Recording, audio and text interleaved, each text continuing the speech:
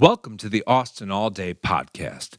I'm Jason Powers, and from Easy Tiger, we are here with Chef Michael Barnes, the Messiah of Meat.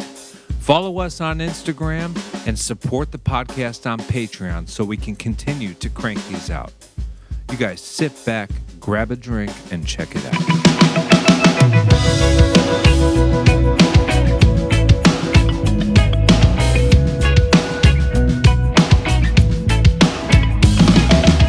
We're here with, and I love this, the Messiah of Meats, Chef Michael Barnes.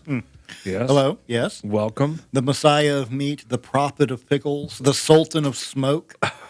The list goes on. I was at Wine and Swine, and had my jacket on, and the guy was like, "You're the Messiah of Meat."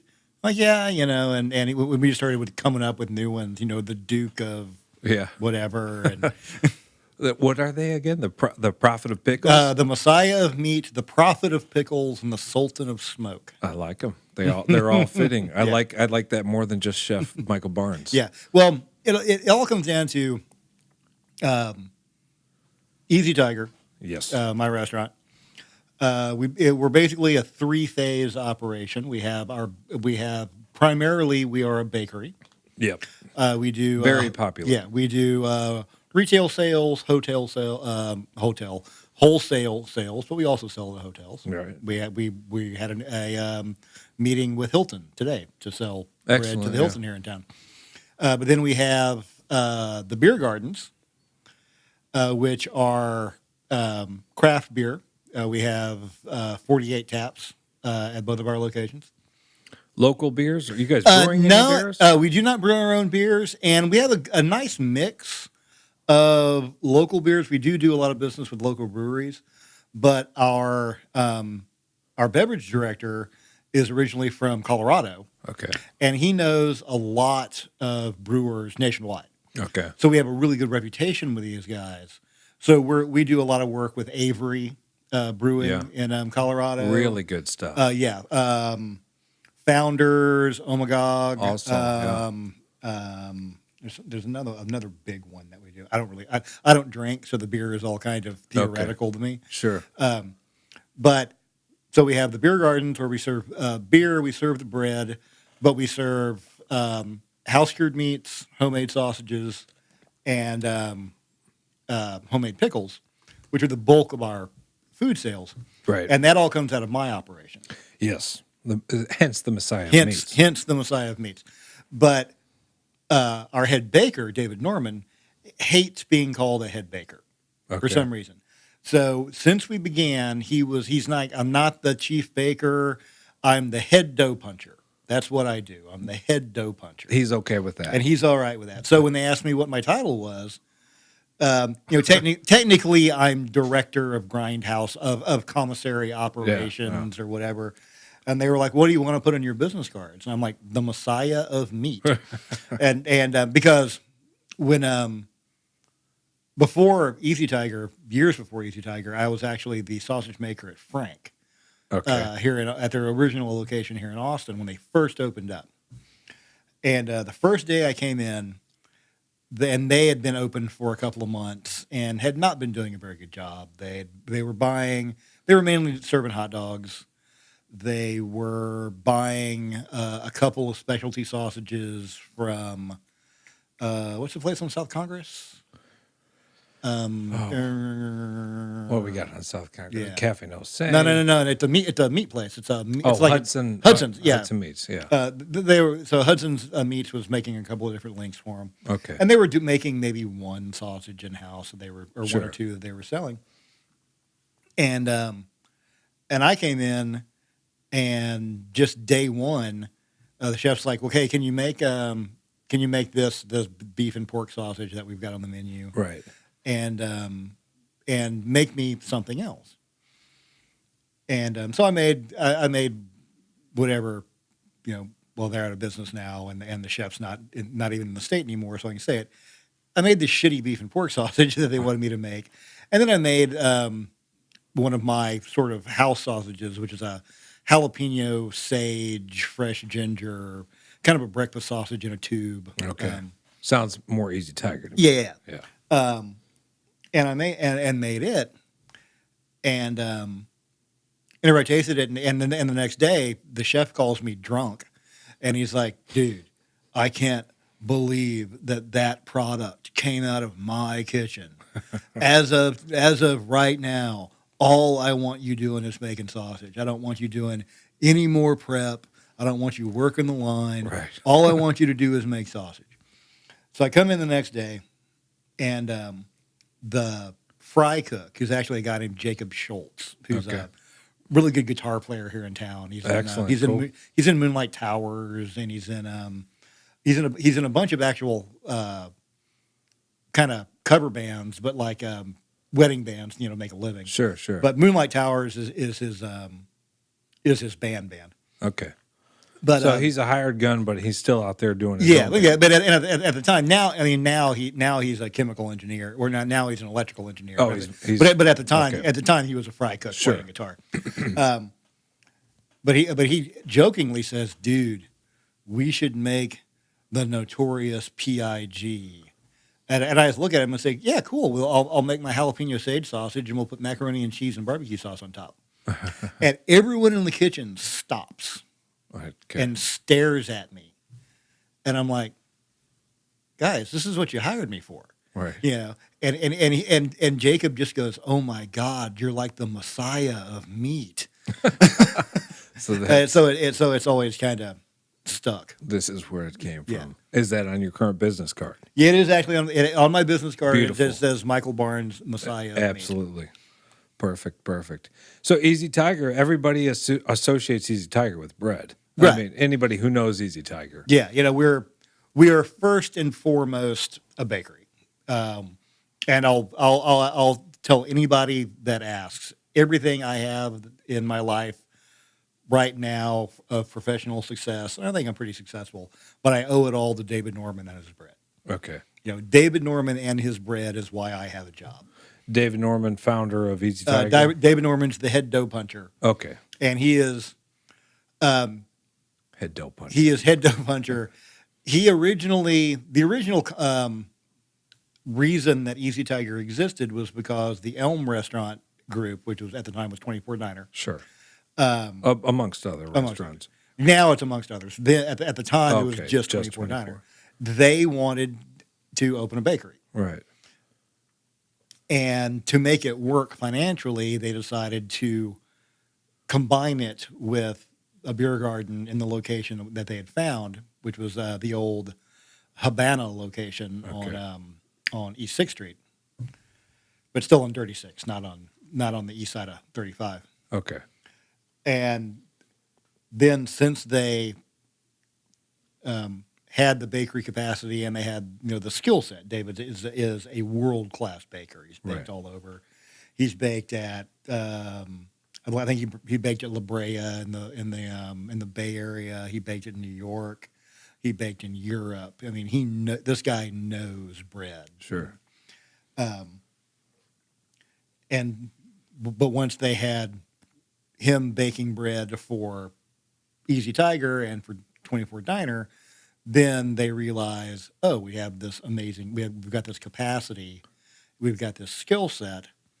Let's start selling some breads. Right. So we're selling bread retail.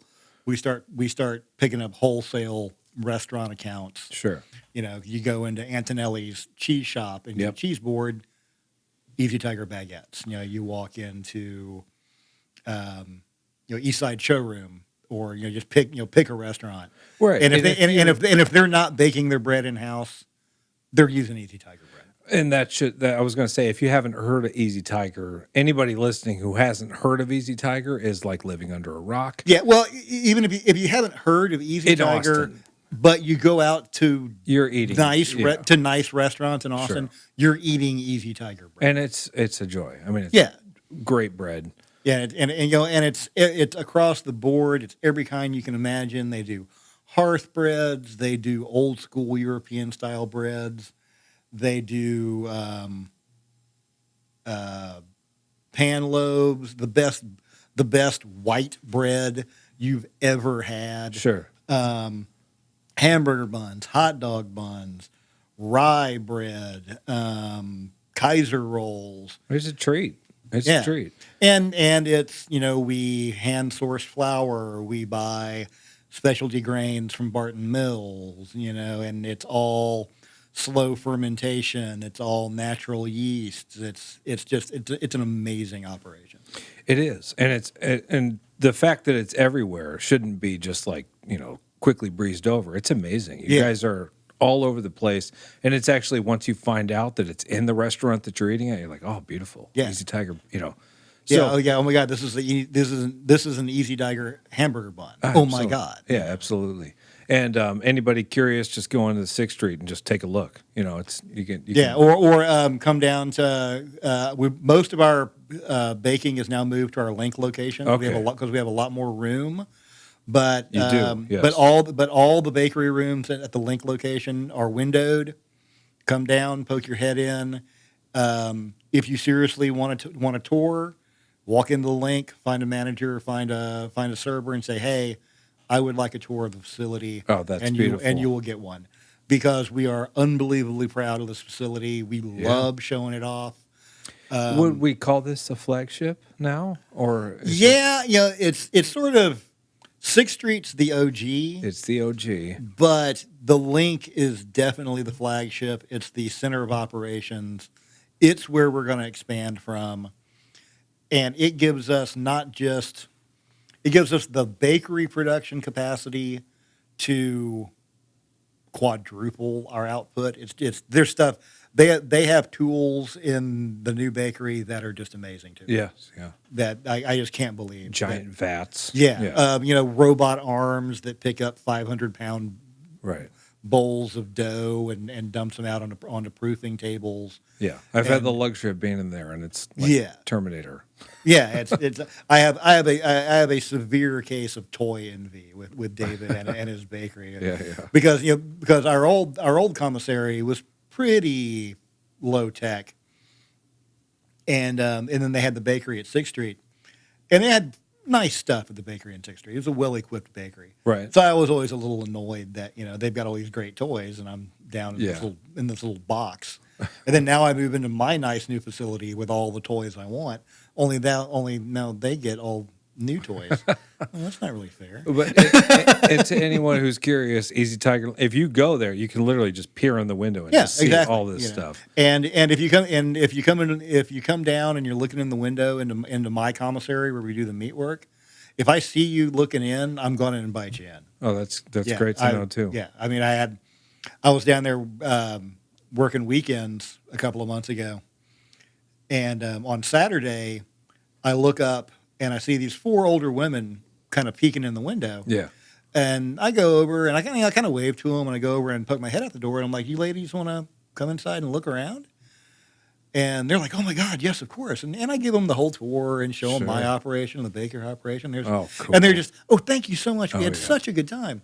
So I mean, and we do stuff like that, and I know that we made some friends, and we get to show the place off. Yeah. But the next day, there's another family, a younger family, and they're peeking in. So I do the same thing. I go over and like, "Hey, you guys want to come in and take a look around?" And they're like, "Yeah, our aunt was over here yesterday, and you gave her a tour. She's so spreading the word. So we wanted to come too." And Right. I'm like, "Okay, well now look, we made even more friends. Sure, We've got sure. people that are going to spread the gospel. And, I and love come back the and- openness. yeah. No, it's very like Austin. Yeah. Like, yeah. And Well, there's the old joke about the 2 things you never want to see made are laws and or laws and sausage. But now we spend all day watching our laws get made. You can watch C-SPAN anytime you want. Yeah. And there's absolutely nothing wrong with the way we make sausage. There's not. I'm not putting snouts and kneecaps and stuff here. We use quality ingredients. Yeah. We there's nothing wrong with it. So It's nothing to be ashamed of. Easy Tiger, most people are going to, bakery, right? Right. That's the first thing. And we don't need to go into all the history. I didn't even think it would benefit to go into it, but it was with Elm and associated with 24 Diner, but recently has branched off into its own. Yeah, we were Easy Tiger was purchased by a partnership here in Austin. I won't give the names. Okay. And basically, it was their investment that allowed us to finish out the Link location. Sure. It was a 3-year process. But beyond the bakery, Easy Tiger, I mean, we have the Messiah of Meats with Right. us. So when you've got a beer garden that serves this beautiful handcrafted bread, Sure. and 48 different craft beers that are curated daily, the only thing to pair with that is cured meats, charcuterie, fresh sausage. So basically, all of that comes out of my operation. So when you walk into Easy Tiger and you order a bratwurst or a pastrami sandwich or anything, everything on that sandwich was made in the building. And that is a beautiful thing. Yeah. We always used to joke that that if you come to Easy Tiger and you get a pastrami sandwich, the only thing on that sandwich we didn't make was the cheese, and we're working on making cheese. Okay. We now make 3 different kinds of cheese. Wow. Actually, we now make 5 different kinds of cheese, but we don't make all of them at the same time. Right. So, right now. All at the link? Yeah, all at the link. Wow. And originally out of my old commissary on the south side. Oh, cool, cool. Did you guys source stuff from Antonelli's before? We do. We have an Antonelli's cheese board that they curate with us that we rotate out monthly. And, we buy commodity cheddar cheese for our beer cheese. Sure. We buy provolone and Gruyere for our sandwiches and our quiches, things like that. We're not at a point where we can make 100 pounds of cheddar a week in house, and it's just not realistic to put that much effort into something that I'm going to blend up with beer and onions and Tabasco sauce for beer cheese. Sure. But if it's something we can feature, Yeah. we're doing a summer tomato salad with a house-made ricotta. We do one of our sausages is a Louisiana-style chicken sausage, a chicken chorizo, and we pair it with a Creole cream cheese, which we make in-house. Yeah, yeah. We've in the past made in the fall when it's green chili season, we tend to do a green chili special, and we'll pair that with a house-made queso blanco. Easy to make white cheeses, but still, it's, oh my God, we're making cheese. Right. That's just amazing to me. I'm the guy that makes it, and it's Oh, I amazing. love it. It's almost like you guys are almost completely self-sufficient. Yeah, The meats, the bread, the cheese. And we make our own pickles. We make our own. We do 3 different naturally fermented pickles. We do our own dill pickles. We do our own sauerkraut. We make escabeche. We do 4 different in-house made mustards. We do 5 different fresh linked sausages. We do pastrami. We do corned beef. We do our own smoked hams. Pastrami. Let me stop you there. All right, pastrami. Let's bring it. Just, I can't go to the Easy Tiger link without ordering pastrami. Yeah, it is amazing. Yeah, people that are like, "Oh my God, you make the pastrami at Easy Tiger?" I'm like, yeah. You get the rock star. Yeah, status, too. and their eyes bug like, "Oh my God!" Yeah, and like, I'll take a picture of 30 pastramis coming out of the smoker and be like, "Yeah, I heard you like pastrami," and they're like, "Oh, so good." Kudos. It is. Yeah, we absolutely delicious. It's easy to get lost in, because we do an amazing amount of volume. Sure. And every once in a while, I'll pick up a pastrami, or I'll pick up a ham, or I'll pick like up a random sausage. one. Yeah, just a random one. And I'll hold it up to my crew and be like, "Hey, everybody, look at this. Yeah. We made this. Yes. And this is amazing." Yeah. So, B, I'm proud of all you guys. And yet, I'm not the best about telling my crew, "Hey, good job, guys." Sure. So every once in a while, you have to be like, okay, A, good job, guys. This is great. And B, be proud of what you do. Yeah. Because look at this. Yeah. We collectively, you cut the sausage, or you did the brine injection, and you loaded them into the smoker or whatever. So, collectively, we as a team, we made this mustard, this cheese, these sausages, this ham, this pastrami. So I'm going to go out on a limb here with your culinary career that's led you here. Mm-hmm. You're in a very comfortable, happy spot. Oh God, yes. Yeah. It sounds like you have. I'm not spending 10 hours a day angry anymore. So, and you have the the reign. You can just be creative all day. Yeah, for the most part. For the most part. But you're working with quality ingredients. Yeah. You guys are all over town. How's the link? The newest location? Doing great. Gangbusters. That's beautiful. Place is fact. Yeah. And what's led you here? I mean, what did Mr. Michael Barnes get into? How far back do you want me to go? Well, good Lord. Before all the meat. Oh, yeah. Before all the meat, I was a chef. I was I was a line cook chef. I've done everything in a restaurant. Sure. Is that the only job, dishes. really? Restaurants? Pretty much. I got kicked out of UT for never going to class. But UT was the college yeah, of choice. Yeah, I moved to Austin in 1985 to go to UT. Okay. From Victoria, Texas. Okay. The crossroads of Texas. Sort of near the coast? Yeah. Yeah. Near, it's basically kind of between, it's in the Corpus, San Antonio sort of sure thing. But UT. Real close to, the closest saltwater to it's Port Lavaca. Okay. Port Lavaca, Port O'Connor, those are the Rockport, that area. So I moved up here to go to UT, and did not put myself into my studies as well as I probably should have. Right, yeah. Because I was a kid from sure Victoria, and all of a sudden I was in Austin, Texas. Sure. And I had better things to do with my time. Right. So it was basically get a job or move home. Yep. And I like to cook. I like to watch cooking shows. Back in the old days before the Food Network, Saturdays on PBS were cooking shows. And I watched them with my mom, and my mom went back to work when I was in junior high, and she was basically told me and my sister, tell me what you guys want in the house to eat, and I'll have it for you, but I'm not going to be around during the day. Right. And after about 2 weeks of microwave burritos and boil and bag Salisbury steak, I'm like, oh, the hell with this. Yeah. I started getting out cookbooks and being like, okay, I want biscuits and gravy. I want, Were you telling her what you wanted, or were you trying to make this? Well, no. She would tell me what you want me to buy at the store, okay. and I'll have it. And I went from buy microwave burritos and instant macaroni and cheese to buy flour and eggs and meat, and, so sort of the introduction. Buy me ingredients because the introduction was mom's going to be working. What do you guys want? Right. Okay. And what I wanted food. My sister was fine with boil and bag roast beef or TV dinners or whatever. That's interesting. And I wasn't. Right? Yeah. And what is she doing now? My sister? Yeah. Oh, she's food wise. Actually, she has expanded her food horizons greatly. She likes to eat. She does like to cook to some degree.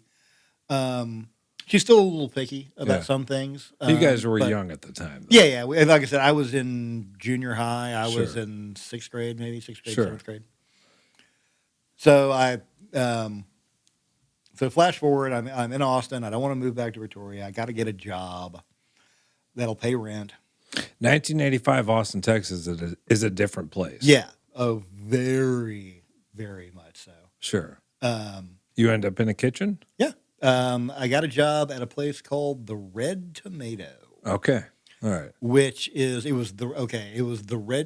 where the Clay Pit is now. Oh, yeah. The Clay Pit. I tried to look up the Red Tomato, and I found a place in Pennsylvania. Okay, it was a pizza place. I might have. My dad has kind of a little collection of stuff from places I've worked at, and I think he's still got a matchbook. Oh, but it was owned by these two brothers. Yeah, and it was the Clay Pit's got the upstairs and the downstairs. Yeah, area. Is that on San Jacinto or like San Jacinto and 17th? Okay, I think. Yeah. It was actually. It was before it was the Red Tomato. I think it's an old building. I think it had been a Harley shop at one point. Oh, really? And I think the building itself dates back to the 1880s. Yeah. Wow. Just saying that they should bring the Harley shop back. But it was the downstairs was the Red Tomato, which was just an Italian restaurant, and the upstairs was Bananas, which was this awful frat bar. Oh God. Yeah. They had this drink you could buy that had like 8 different alcohols and a bunch of fruit juice in it, and if you finished it, you got to keep the glass, and it was just awful. And the food, sounds awful. and we were microwaving pasta and stuff, but Yeah. but it was 1987, and Sure. nobody Different gave a town. damn. Yeah, Different town. a different town. And then I kind of got the bug and realized, wow, this is something I'm kind of good at this, and I enjoy it. And Was it good at this, or did you like the kitchen, the back of the house, I enjoyed the environment, the whole thing? yeah, I enjoyed the whole thing. I enjoyed the whole, hey, there's pretty girls and Yeah. there's booze, and, Right. and it's the mid to late '80s in Austin. So, Yeah. hey, the coke and the Right. speed and Sure. and all that. But also, I enjoyed the work. I enjoyed the craft, Yeah. and I started to realize that I not only was I fairly good at it, but it was something. I was good at it, and I enjoyed it at a level where I could see myself doing it and not going back to college, That's not finishing out my degree. It was like, wow, he's like, if I'm a cook for the rest of my life, I can live with that. so. Is that eye opening for you? I mean, At the time, yeah, because it had never occurred to me. never you know- occurred to you, and you're at school, or had you dropped out of the school? Yeah, they had asked me not to return. So that's okay. But you kind of found this. Yeah, and it was, do I go back to school? Do I do something else? Do you're 19, 20 years old. You don't know what the hell you're doing. No, it's very, very difficult yeah. time. Yeah. And so I fell into cooking, and it turns out that I was good at it. A blessing in many ways, because it's what you're passionate about, what you're still doing, and you didn't get stuck with this gigantic debt. True. For something you didn't, Yeah, and actually, I had the a couple of restaurants later. I had my parents realized that, okay, he's not going to go back to college. Okay. You're a They cook. still had their hopes a little bit. Yeah, well, it was just kind of assumed that I would, 'cause Sure. that's what you did. Yeah. No, there was no pressure involved. It wasn't like I wasn't being exiled from Good the family. folks. I wasn't being exiled from the family. They Sure. wanted me to do something that I enjoyed. And once it became obvious that what that was cooking, they offered to send me to chef school. Beautiful. They were like, if you want to go to a culinary school, we will pay for it because we're paying for my sister has a master's degree, so they're like, we're paying for Patty's master's degree. The least we can do is pay for your That's culinary beautiful, school. man. To have the support like that. And I asked the chef I was working for at the time. I asked, and actually, do you sharpen knives for Sienna? No. Okay. Harvey, who was my chef at the time, is the chef owner out there, Harvey Harris. Okay. And I asked Harvey, it's like, Harvey, I've got the opportunity to go to chef school if I want to, and I can go someplace expensive. I can go to CIA or Johnson & Wales. Sure. He's like, and I'm like, should I? Do you think it's a good idea?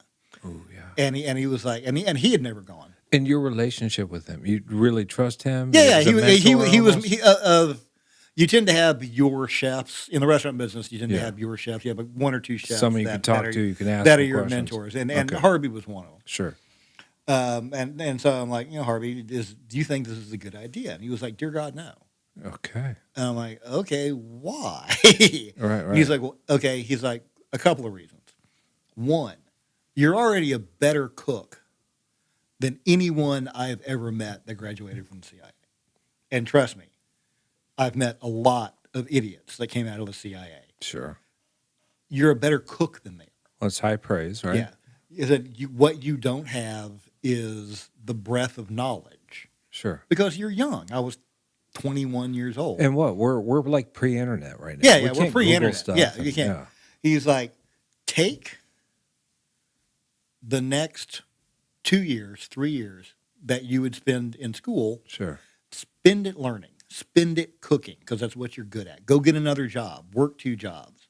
Make some money. Chase girls. Do drugs. But cook and eat and read. Okay. And I guarantee you, at the end of that 2 years or 3 years, you'll be a better chef than you would have been if you had spent those years in chef school. Man. And you won't owe anybody $25,000. Yeah.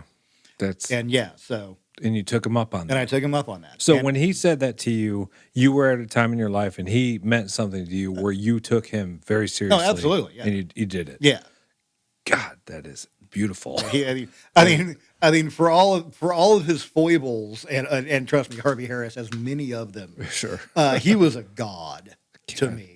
I mean, I mean, that advice alone is, Yeah. I love that that's your story. I mean, because, I mean, I can't fault anybody who ends up in culinary school, but like you can definitely earn your stripes, especially if you have skills. Right. You know, I mean, there's certain people who don't, who need culinary school Right. maybe. And maybe they need to go to culinary school where it's so saturated where you need the degree to say, well, and also depends on what kind of chef you want to be, Sure. what kind of career you what want did to you have. want? What did you want? Yeah, I wanted to be Harvey. I wanted to be the chef of a big, rocking, fun restaurant full Sure. of hot girls and doing coke in the bathrooms and being drunk all the time and going out to punk rock shows Right. after work. And that was I wanted to be that kind of chef.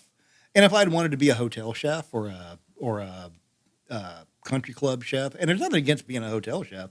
Good God, go do it. You know, You can make good money doing yeah, you that. can make good money, and it's a good career. You know, being going to work for Aramark or something Yeah. like that. You know, Yeah, it's a yeah. good career, and you know, and it's hard work, and it's honest work. But it's not something that I wanted to do. And you're not faulting anybody that does want to do that. Right, right. So Harvey got me a job at the time. Just going way back into Austin restaurant history. So this was at a restaurant called Mezzaluna, Okay. which at the time was the first. It was the first kind of big West Coast style restaurant in Austin. Okay. When are we talking? This Late is 90s? 1989, Okay. Early, Okay. Yeah, wait. Way back. and it was Harvey was from Houston originally and had done work with in some of the big Italian restaurants in Houston, and it was owned by Reed Clemens, who now owns the Groves, Oh, yeah. Which are very successful. which are very successful. Yeah. Reed's a good businessman. He's a good restaurateur. Sure, Reed's sure. a good guy. I still to this day, I haven't worked for Reed in probably 25 years, and if we run into each other waiting in line for a bathroom because we ran into each other at the Food and Wine Festival. Okay. And he's Barnes, Yeah. and I get a hug, and how are you doing? What's That's going great. on? Yeah. So at the time, Mezzaluna. Mezzaluna. Mezzaluna. And it was big and high ceilings, and it was the first place in town doing hand fresh pasta. Okay. It was the first place in town where you could get squid ink. When we on the menu that opened, we had house-made squid ink pasta, which no one in town had ever Sure. seen. We had a huge imported from Italy Pomodoro press. We made all of our tomato sauces in house out of fresh tomatoes. Where was this location? It was 305 Colorado. Big spot? Yeah, it was huge. Okay, It's I was where gonna say, it's with all that. I think it's a private event space now. It was a Okay. restaurant called Imperia for a while. Right. But you got to remember, this was 1989. It was not just it was the first and only restaurant in the warehouse district. It was when the warehouse district was still warehouses. Okay. Because a friend of mine lived in one of the warehouses. I mean, we were across the street from a vacant lot that had basically an abandoned building that had a dance club in it that is now it was the Bitter End. I'm not sure what it is now. Sure. We were next door to a muffler shop. We shared an alleyway with a muffler shop. Right, right. And let's see, and just going around like on 4th Street, where the only places that were down there were us. There was the gay bar on 4th Street between Colorado and Guadalupe. What is it? Not Good Time Charlie's, but I don't know. I never think of the name. I mean, I used to drink in there all the time. I can't Yeah. remember the name of it. I mean, this was pre-Lavaca Street Bar. This was To think of how it's this was changed. this is where Ruta. Well, it was Ruta Maya. Now it's Halcyon. Was a kung fu studio and a yoga studio. Okay. It was still mainly car repair places and abandoned buildings. Yeah. So yeah, then all of a sudden in the middle of that, there is this huge raging. We were on a wait every night for the first 3 years we were open. It's beautiful. Yeah, and plus it was that late '80s Austin How long they crazy. go for? I think they finally closed down and sold out in 94, 95. It's like maybe? six. Actually, five, no. 6 years? I take that back. They did longer than that. They did because I remember going to the 10-year anniversary party. Sure. So they were open at least until 1999. And how's that place compared to what we're seeing nowadays? It was, Forget price. yeah, it Just was, food. I'm not going to say I'm proud of every plate of food I put out because we were trying to put out 300 plates of food a night. Okay, And, so it turned into a yeah, it was hugely busy. yeah. Well, that definitely plays a Yeah, factor. and but we were trying. Sure. We were doing the hand rolled pastas. We were doing interesting food at a time when Italian food in Austin was Spaghetti Warehouse. Well- we were actually across the street from the Spaghetti Warehouse. Okay. You know where the Spaghetti Warehouse is on that corner? No. We were kind of catty corner to that. Okay. What's Spaghetti Warehouse now? It's got all these restaurants that are dead. Change, yeah. It was a steakhouse for a while. God, I don't even know. It's something fancy now because everything down there is something fancy. So it's Italian, and now we have what? We have Red Ash. We have Yeah, now you've got all these places. But And I mean, so in the kind, what do you think now about our Italian scene? Italian food in Austin's amazing. I think it's a little oversaturated. Okay. Yeah. Oh, Okay. okay. But yeah, but I like Italian food. Yes. It's what I made my bones in. So. Anybody that can open up an Italian restaurant and do good, solid, simple Italian food, when I say that, I don't mean red sauce. I don't mean like East Coast style red sauce. I mean good Italian style Italian food that's simple and ingredient focused. God bless you. Go for it because Sure. it's just the best food in the world. Sure. Yeah. Oh yeah. No. Well, we can. I think we can agree on that one. Yeah. So were you line cook there? Yeah, I was.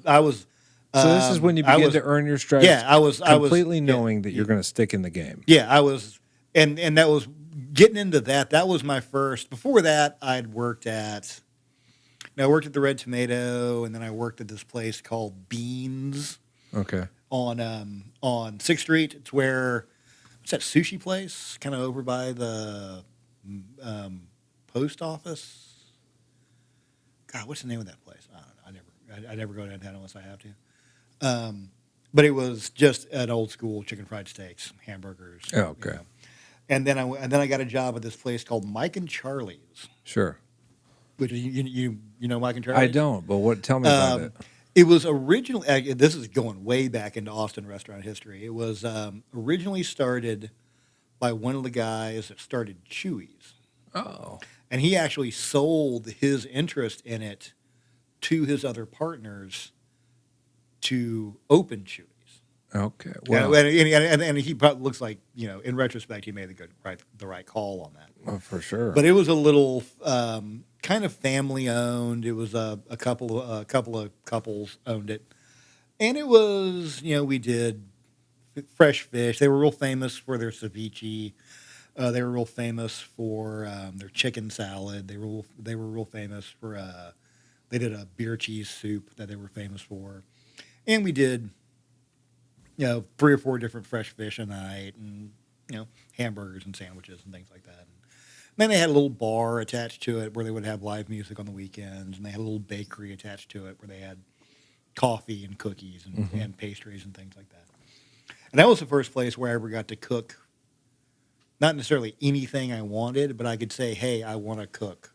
Why don't we do X as a special?" And they would say, "Yeah, go ahead and do that." Because I'm curious, at that time in your life, in your what age roughly? They 22. Okay, Yeah. very young. Yeah. In retrospect, I mean, I'm sure there's somebody who's 22 who's listening, but but 22, very young. And what are you thinking as far as like cooking? I mean, like when somebody tells you can cook whatever you want. Are you starting to like, hey, this is happening? Yeah, this is and in retrospect, I'm sure I was thinking at the time, oh, well, I'm a chef now, and I didn't know dick, Yeah, yeah. But you were feeling confident yeah, and about your choice. I was feeling confident, and something I can always thank Harvey for, and something I can always thank the folks at Mike and Charlie's for, if you're listening, is they gave me the opportunity to fail, and failure in the restaurant business, especially at that time, was not judged kindly. Yeah. Basically, getting yelled at by chef was part of the job. It's not like it is now. It was you were in the military.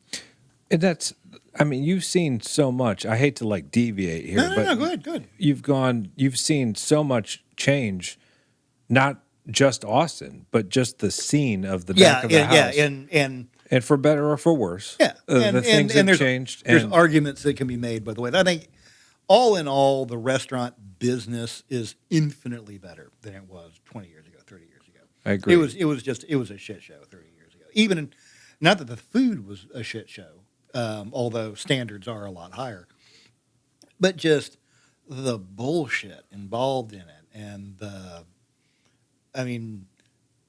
the average HR director. I've tried to explain to because now, of course, I work for a company that has an HR director. Right. And I've tried to explain to her what it was like to be in the restaurant business in 1992. Right. And she's just stunned. Stunned, yes. Yeah. I mean, because none of it would fly. No, not at all. I mean, HR would be just completely backed up. Yeah, they would melt. Our HR director would explode. Right, yeah. And so, I mean, yeah, I just wanted to kind of touch on that and just clarify that we've seen drastic changes. Yeah, just in the last 10 years. Yeah. But overwhelmingly over the last 20 or 30. Overall, go ahead. Yeah, no, I'm 52 now, so I've been in the restaurant business for 31 years. Dear God. Roughly. hey, you should get. We should have had an anniversary, some kind of a party for the 30. But overall, you're happy about it. It's positive changes. Any nostalgia about the way it used to be? There's a certain nostalgia for that kind of pirate lifestyle. That's the whole. But it's also less nostalgia for the area and just nostalgia for my youth.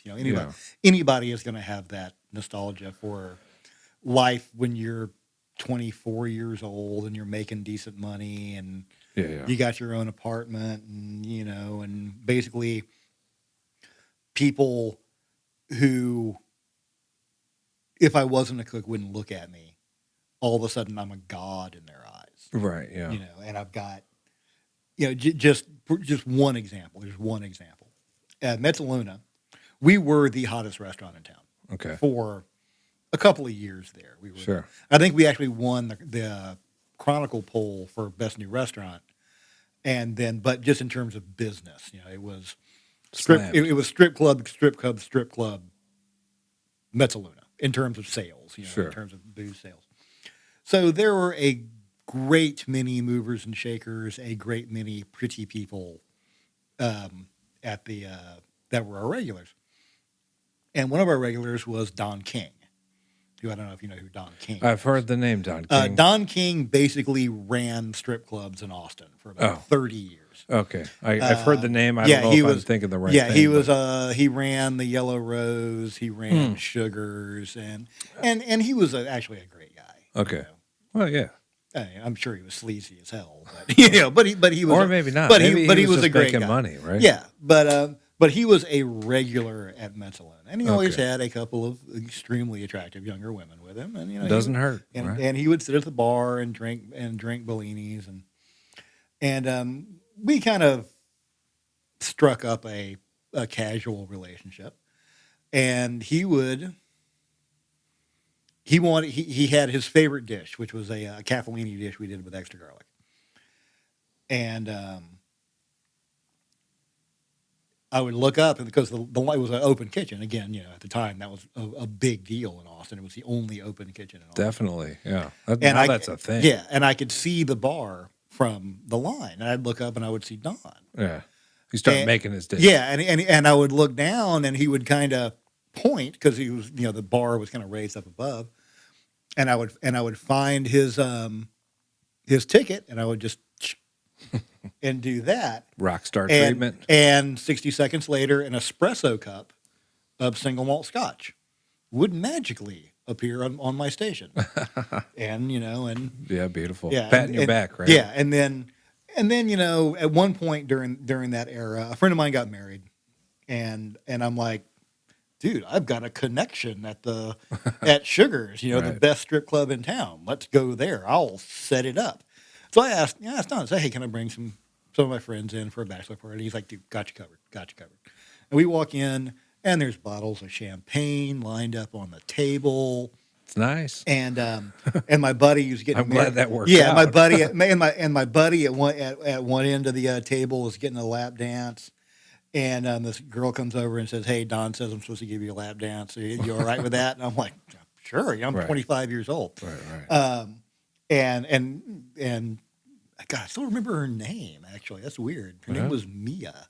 But in the middle of this lap dance, Don walks over and he just leans over and he whispers in my ear, "Always remember extra garlic." And I'm like, Don, not a problem. Man, he liked that. Yeah. He definitely liked that. That's beautiful. I mean, that speaks about the food itself. Yeah. Pal. So what? After there, I mean, did you stick with those guys till they closed up shop? Well, because we're talking about Austin when it's a different place. Well, when going back to when Harvey said, go get another job, work someplace else, yeah, and learn. Was it there? No, there was that was at Mezzaluna. Okay. And at the time, Reed owned another restaurant. It was actually his first restaurant, which was the Granite Cafe. Okay. Which is over on 29th and Lamar. All right. That weird little shopping center that's right there. By like kind of across from that Army surplus store that used to be right there. Okay, Central Market is out that way? No. Farther south than that. Okay. So 29th, right where 29th hits Lamar. All right. There's a weird little shopping center up there. It's nice, kind of Italian, kind of Tuscan style architecture. And, sure. And on the second floor, Reed had a restaurant called the Granite Cafe, and it was basically a ripoff of Santa Fe style Southwestern food. Okay. And I wound up getting a part-time job there, and they were doing what at the time was hip, trendy food. I mean, we were doing modern Italian food, but it wasn't necessarily quote unquote trendy. It wasn't necessarily, I don't want to say fancy, but it was a little more involved, a little flavors that weren't standard. Sure. And I started working there, and the chef at the time, who was a guy named Luke Bibby, who we'll get into later because me and Luke have a lot of history, was like, hey man, you're amazing. I want you here all the time. What's it gonna take? I don't want you splitting your time, and I want to give you free reign. I want to let you, because I was still doing, even though I was working at this quote unquote Southwestern restaurant, I was still doing pastas. Yeah, which was a lot of their. So you're doing lot of their menu. Both gigs. Yeah, so I'm doing I'm doing Italian. You're learning. Yeah, I'm doing Italian pastas at lunch. I'm doing Southwestern and fusion pastas at night, and they're giving me a lot more free reign. I mean, I had free reign at Mezzaluna to run a pasta special every day. Sure. We ran a fish of the day. We had some room to play. But basically at the Granite, they did a daily menu. Yeah. So if I walked in and was like, okay, what do we got? We got shrimp. We got we got Roma tomatoes because Roma tomatoes are cheap. We got this kind of cheese or whatever. I could just throw it together and make it. Sure.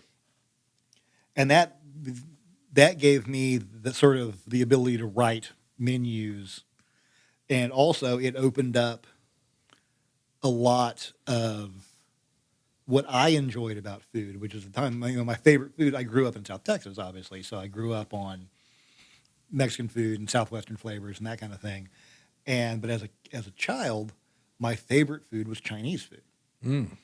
because there was one Chinese restaurant in Victoria, and that's where I went Okay. for my birthday every year. Is like I wanted to go to the Abacus, and it gave me the opportunity to work with those flavors and those ingredients. Sure. And that was at the kind of what I refer to as the white boys cooking Chinese food era in the restaurant industry, where using things like sambal and soy sauce were amazing Yeah. to people that Chinese food was exotic to people. Sure. And then we started getting into, me and Luke started going out on kind of these little culinary dates where it'd be like, hey, have you ever had Korean food? Yeah. No. Let's go eat Okay. Korean food and see what it tastes like. Okay. Oh, that's cool. Dude, oh my God, this is amazing. Right. We're going back to the restaurant. We're making Korean food. Right, Okay. Yeah, then the next day is like, hey, you ever been to a Vietnamese restaurant? No. Well, one just opened up. Literally, there was one Vietnamese restaurant in Sure. town.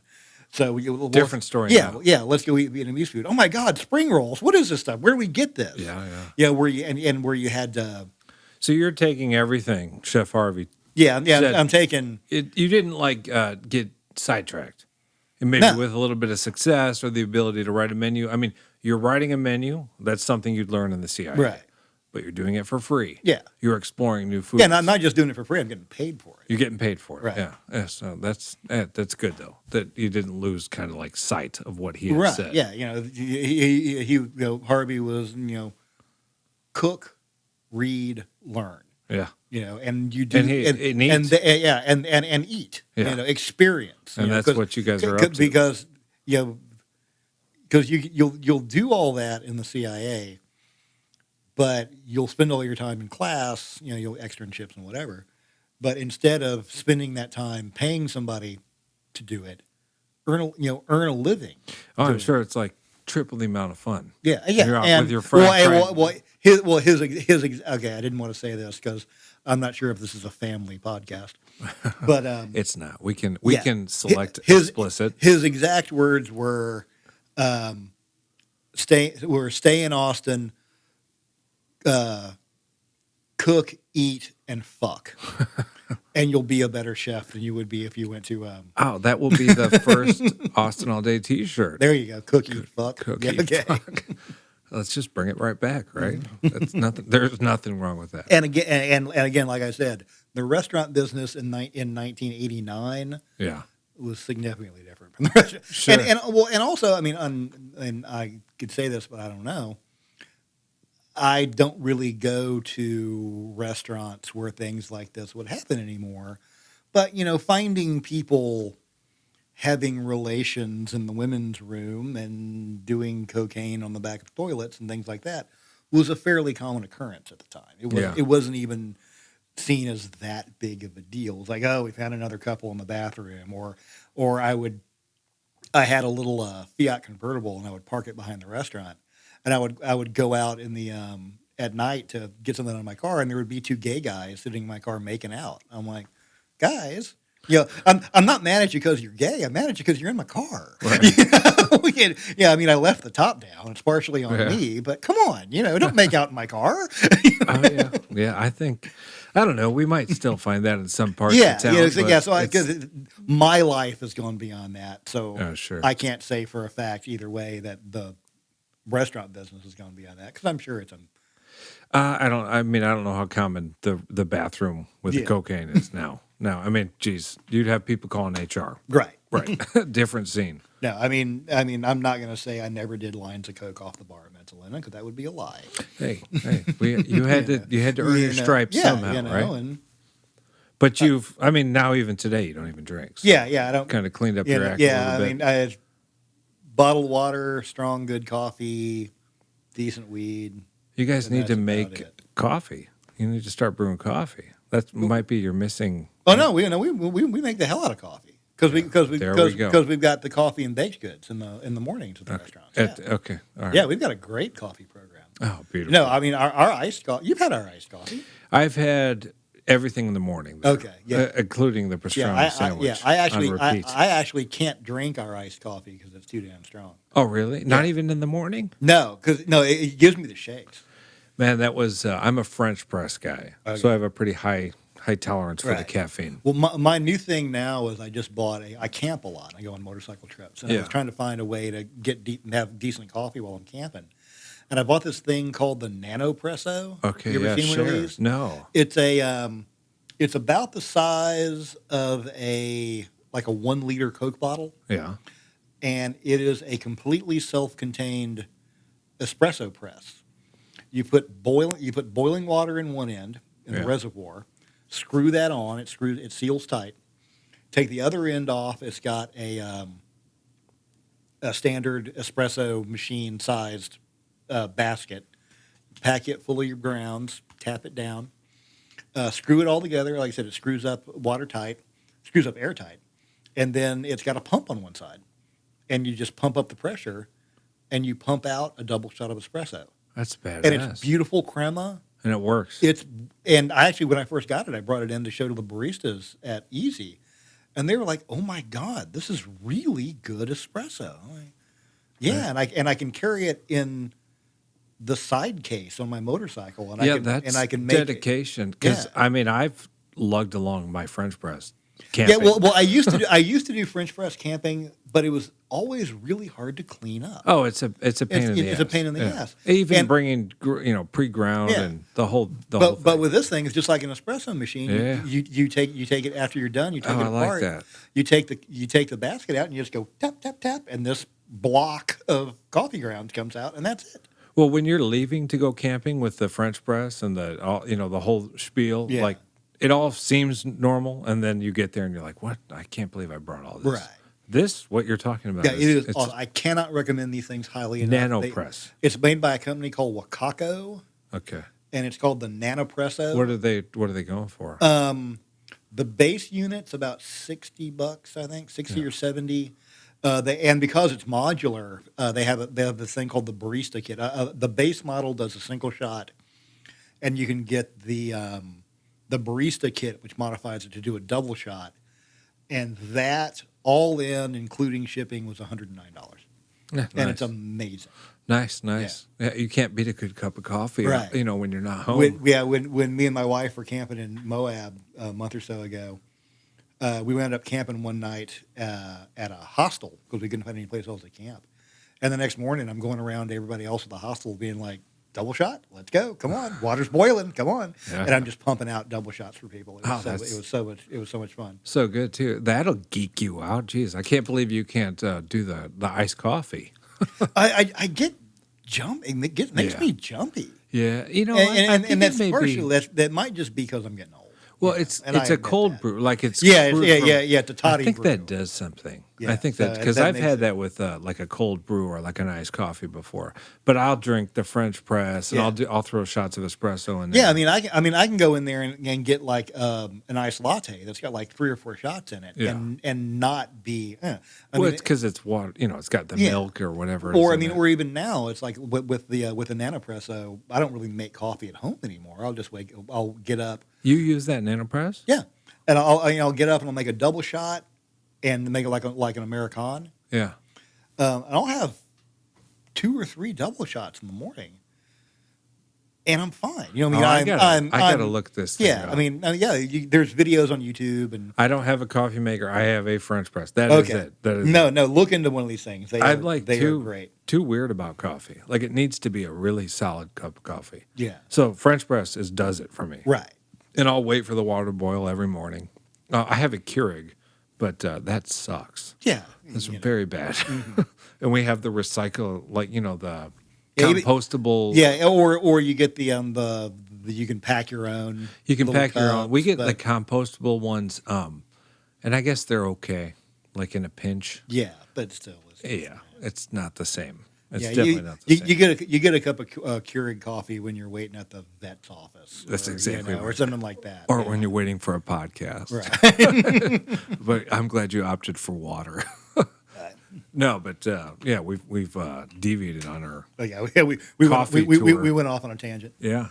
But you're cooking. You're so you're it's- in your prime. You're Yeah, so you're it's earning so your it, yeah, stripes. it's 1990, 1991. Yep. I'm getting a little bit of a reputation for a couple of different reasons, Some good, Some bad. good, some not good. Right. Well, some it was all good at the time, but in retrospect, being famous for being an asshole isn't necessarily the greatest Well, thing in the hell, world. yeah. So I'm working at the Granite Cafe. I'm working with Luke Bibby, and I show up one day, and they had decided to make a change, and Luke was out. Okay, but Luke, you go back with him. Yeah. He's Luke's name's going to pop up a lot in this conversation. Yeah. So I last about 2 weeks with the new chef, and then I tell him, "Dude, this just isn't working." Sure. Not just because you're the guy that cost my buddy Luke a job, because this just isn't working. Just wasn't a thing. I went out the next day and got a job because I called up Luke and I was like, "Hey, where are you working now?" And he's like, "Oh, I'm working at the Shoreline Grill, which is next door to the It's still Four there. Seasons. Yeah. The building's still there. I'm not sure what's going on in it now. Okay, I thought it's not Shoreline. I don't know. Like I said, I don't really go down there. I think it may be. Okay, because I know the folks that owned it at the time sold out. Sure. So I'm not sure who they sold it to, if they kept the name. Right. But it was owned by the same people that owned at the time Jeffrey's. Yes. That is the place. Which was the place. Yeah. That was the pinnacle. Yeah. So I go to work at the Shoreline, and basically I work with Luke for a week, and then Luke gets moved to Jeffrey's. Okay. So I work at the Shoreline for about a year and a half, 2 years, and again, it's the menu is very basic, and it's all based on specials. So we have and it's prime rib and lobster, and some steaks and some fresh fish, but I'm basically given free reign. So again, I'm working with those Southwestern flavors. I'm working with those Asian flavors. Sure. And my reputation for being an asshole kind of wound up costing me that job, and I deserved it. So I'm not mad at them for firing me for being an asshole. Right. I was an asshole. So I bum around for a while, and then I get a call from Luke, and he's like, "What are you doing?" I'm like, "Nothing. I'm dicking around." Right. And he was the chef that he had gone to work for at Jeffrey's, a guy named Raymond Tatum, Okay. who was, at the time, a legend in Austin. He was one of only 2 chefs in Austin to be on Great Chefs of the Southwest. Okay. He was basically one of the guys that invented Southwestern cuisine. Raymond in Austin, Stephen Frears Dean Fearing in Dallas, the Coyote Cafe guy, Mark Miller in Santa Fe. Right. These are the guys that were basically the big dick swingers of Southwestern food. Okay. And he was opening a restaurant called 612 West, because it was 612 West 6th Street. And it was owned by the people that own Manuel's. And Luke had worked for Raymond at Jeffrey's, and after Raymond left, Luke went with him. You tend to, sous chefs, line cooks, you tend to follow your chef around. Sure. We see that still sometimes. Yeah. So he was like, "Hey, I'm opening this restaurant with Raymond. He really wants to meet you. You should come in and talk to him." And I'll never forget it, because I walked into wherever they were officing out of, and I'm like, "Hi, my name's Michael. I'm Luke's friend." And Raymond's this short, little hippie-looking guy. He's got a long beard and long hair, and he just sits down behind his desk and goes, "Well, fuck me, Barnes. I don't know what the hell I'm doing." So I'm like, "Well, what do you need from me?" And he's like, "Well, Luke says you're real good at pastas, and he likes your food a lot. And that means a lot coming from Luke. So you want a job?" Nice. Sure. Right. And that was 612 West is, I forget what I don't even know if it's anything now. And again, at the time, that section of 6th Street right there was nothing. It was I think when we opened up 612 West, it had been a paint store Yeah. before they remodeled it. We were across the street from a print shop. There Yeah. was, Again, it's amazing. The yeah, changes. it's amazing. Literally, the only restaurants down there were us and what's the and the Hofbrau. We were across the street from the Hofbrau. Oh, okay. And Which is now, still yeah, rocking and rolling. yeah, they actually used to do more business than us, and it was always really annoyed me. And then I went over there and had a steak. I'm like, you Always- know what? okay. Like, you know what? Our food sucks. This is awesome. Why am I annoyed about this? Pure acceptance. And that was again open kitchen, hot new restaurant. Yeah. Which you were gravitating towards. Yeah, I mean, you ended up at these places. Right. And and I always always say that I like bringing order out of chaos. It's one of the things I'm good at.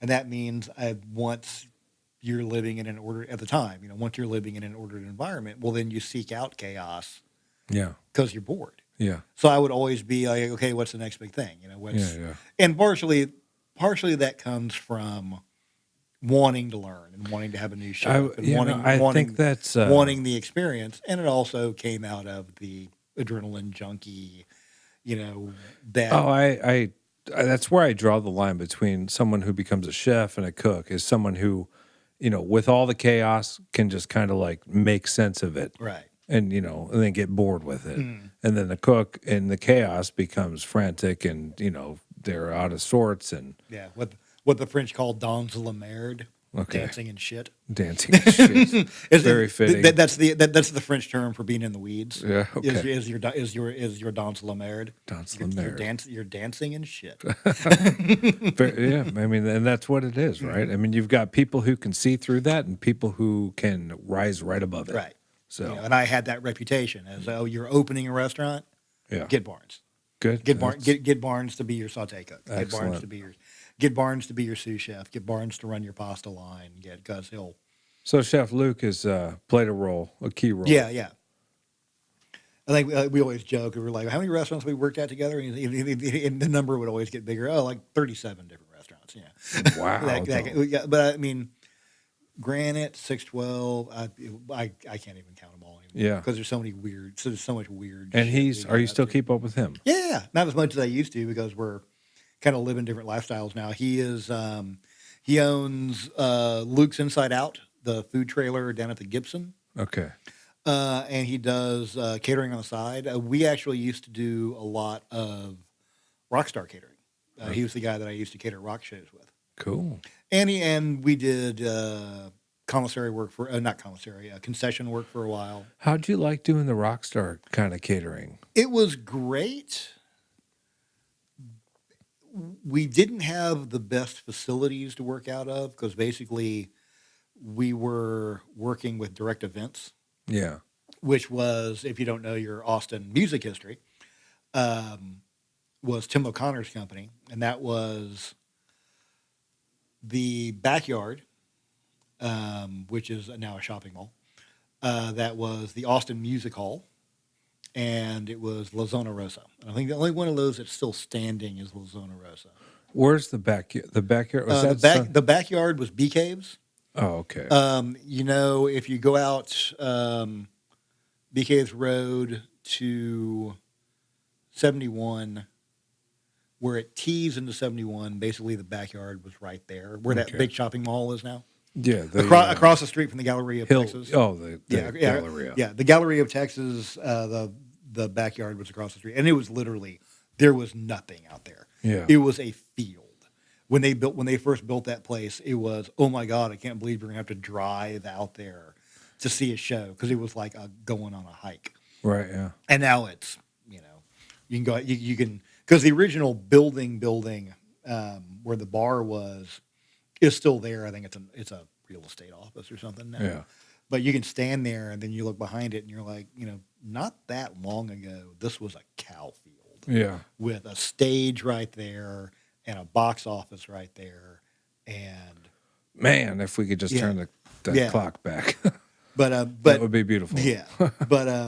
But Tim never really factored things like catering into the design of his venues because that cost money and Tim was cheap.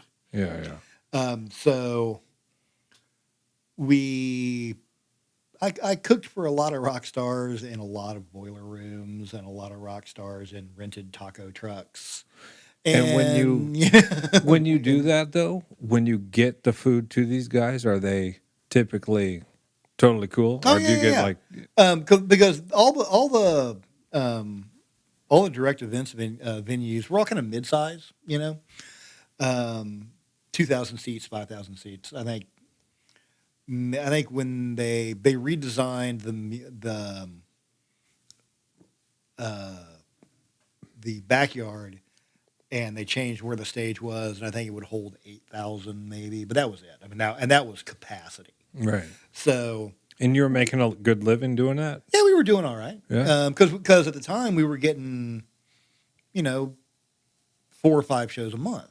Yeah. So we could, and which makes it easier for purchasing. And, Yeah, keep you and busy staffing, enough and and keeps you busy because comfortable because spot. doing a show is a 3 or 4 day job. You got to shop it. You don't, it's not a kitchen. Even at the backyard where we actually wound up having a kitchen, a dedicated kitchen. It's not like a restaurant kitchen where it's up and running all the time. Yeah. We would have an event. We would go out there, sweep the gravel and the cockroaches Literally out of like the kitchen. catering. It's Yeah, just catering. Yeah. So, and then we would go out, we would shop it. We would go out day one, make sure the kitchen was set up, make sure everything worked. We'd go shop it day two, maybe do some pre-prep on day two, and day three, show day. And then day four, break down, shut everything down because Sure. we wouldn't be in that kitchen for another week, so there's no Right. point in having shit up and running. But, so we weren't doing Van Halen. We were doing Widespread Panic. Yeah. We were doing Willie Nelson. We were ZZ Top. Still cool. Yeah, Very but cool. but we we were lucky. We had those kind of mid-range acts that were still people. Yeah. I mean, call them mid range, but Yeah. I mean, those are some. Yeah, good- but not the guys that are playing the Irwin Center. Okay. Yeah. So those guys are still pretty human. They're still guys that work for a living, Sure. even though they're working at being rock stars. And we developed a really good reputation with those guys in that kind of circle of bands. So to the point where, just for example, Widespread Panic used to they would start their tours in Austin. Specifically. Specifically, they would start them in Austin. Specifically, they would start them in the backyard. And they would usually do 2 or 3 nights, and they would book us the entire time. We get well fed, right? Yeah. Good setup. And there was one time that they did 2 nights, but it was the first night of the tour, so they needed to field test all the gear. They needed to do a full line check of everything. So they booked us for an extra day. So we came and they only did 2 shows, but we catered them 3 days. And at some point in the process, I'm back behind the cook shack, deep frying them chicken wings on top of a Like a craw- gas- like propane, like a propane crawfish boil or something. Mm-hmm. And one of the road managers comes back and he's like, "Hey man, you want to smoke this joint?" And I'm like, "Not really, man, because I'm trying to fry a chicken on top of a thank you, I appreciate it, and get with me after the show, and for sure. Yeah. But I'm sitting here with hot oil and open flames, so it Sure. really doesn't mix." And he was like, "Man, I got to tell you, there's 3 or 4 venues in the States that we genuinely look forward to playing. There's a place in Oregon that's real famous. There's Red Rocks in Colorado. Yeah. Venues like that. Yeah. Oh, yeah. And he's like, man, and we genuinely look forward to playing them because they're beautiful venues. We get good crowds. We get good response. And we love playing the backyard. We love playing the backyard. It's a beautiful facility. We got a lot of friends here. Sure. But we love playing the backyard because we love you guys. We love having you guys cook for us. That's cool. And I'm like, "God, thank you, dude. Thank you so much." Right. And they wanted us to go on the road with them. Luke's married at the time. He still is married, But at the time, Yeah, it's tricky, right? yeah, at the time he had a a 2-year-old son Yeah, who's now 18. right. Um, You do so that, you're going to get divorced. And right, and it's so going to be he's ugly. right. So he's like, man, I can't go on the road. Smart man. He's like, you should go on the road. I'm like, they don't want me, man. They want you. I'm your cook. Or us, yeah, right? Yeah. They want us. They want this. And if it's just me, they're not going to get this. Yeah. But and we got a lot of offers like that. The Back Crows wanted us to go on the road with them, and Cool. and actually, Widespread wound up. I didn't go because I had other stuff going on. But Widespread actually paid Luke and James Holmes, who owns Lucy's now. Oh, yeah. They paid them to come to New Orleans for 3 days because they were doing a 3-night stand for Halloween. Okay. And they said, God, the catering here is atrocious. Please, can you guys please come to New Orleans and go? And you would think, no, New Orleans, but I was going to say. but something about hospitality catering for like touring bands apparently is just atrocious. Okay. And just It's interesting to know. Yeah. And just another example, we were cooking for the Pet Shop Boys. Okay. And I was kind of running the show because Luke had something else going on. And I was a little worried about it because we had actually just catered for Morrissey, which is a complete pain in your ass. Right. So I was a little worried about. I was like, oh no, another bunch of old English homosexuals. And it turns out that they were the nicest guys ever. Their entire crew was nice. We had a great time. We set them up with great food. And at one point, it was toward the end of the show. I think they were at set break.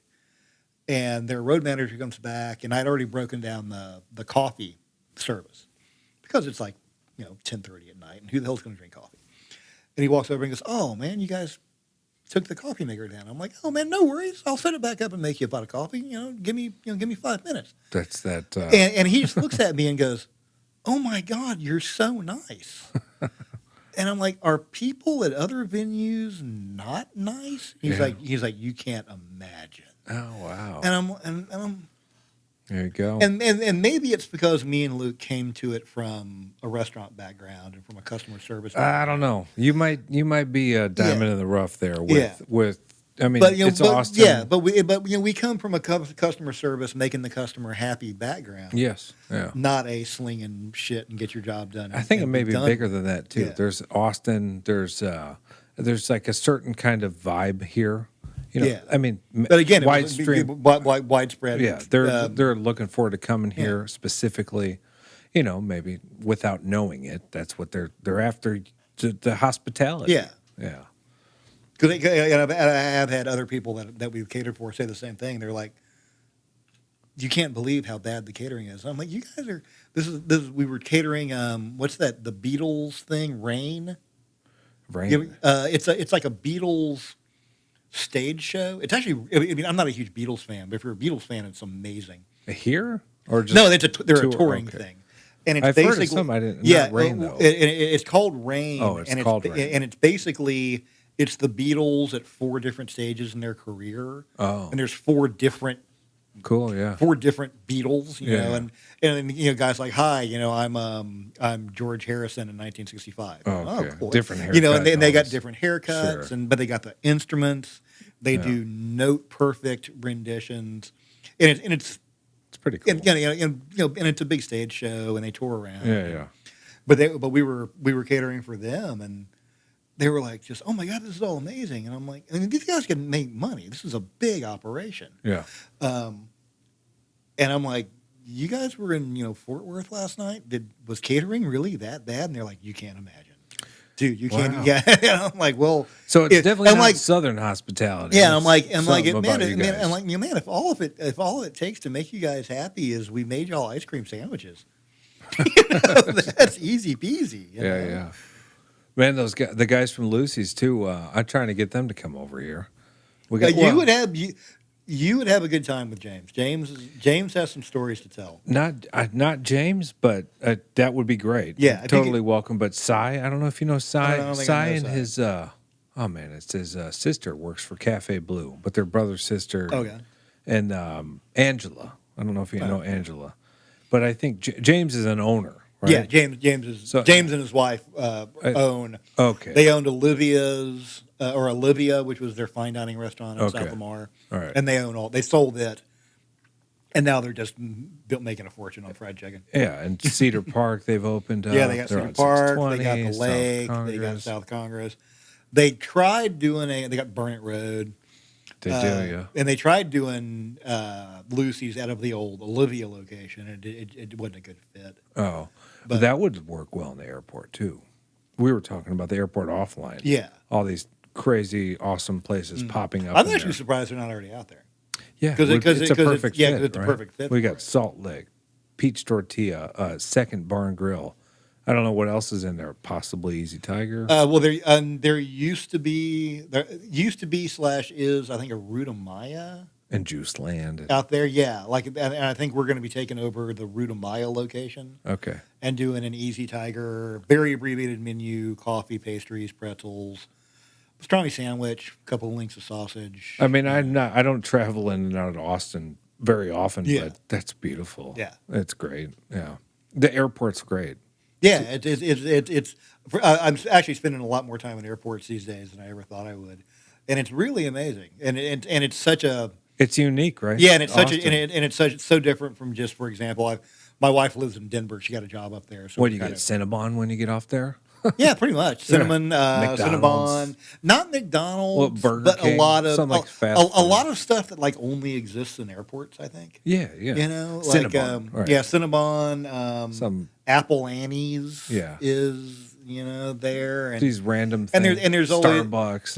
and there's always like, oh, here's the mediocre, but it's all that's here Italian place, and the mediocre, but it's all that's here Chinese. Yeah, and place, Austin and, is just like and you get grand off, slam. yeah, you get off the place and you get off the plane in Austin. It's like, oh, I want So it's a an breakfast. anomaly? I want a breakfast. Yeah. Oh, cool. That's Because cool to know. most airports tend to be Like more the just chain kind of chains and corporates, but when they opened up the Bergstrom International, one of the things they did was they sought out local companies. to Last time staff I it. was in there, that's the first time I tried peach tortilla. A couple of those guys have been on here. Food's phenomenal. Yeah. The story behind the peach tortilla is also phenomenal.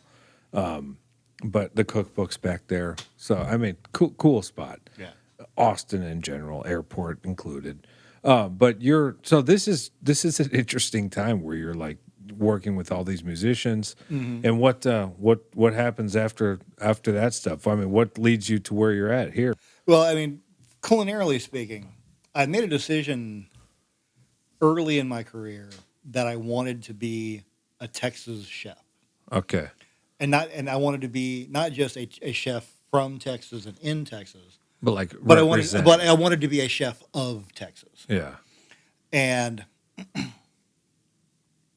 that's why at the time I got heavily into Southwestern food and fusion cuisine and things like that. And you had a vision. and because I had that vision, but also I grew up in a German family. My grandfather was German, Yeah, and so it's not like we were eating Wiener Schnitzel and anything like that.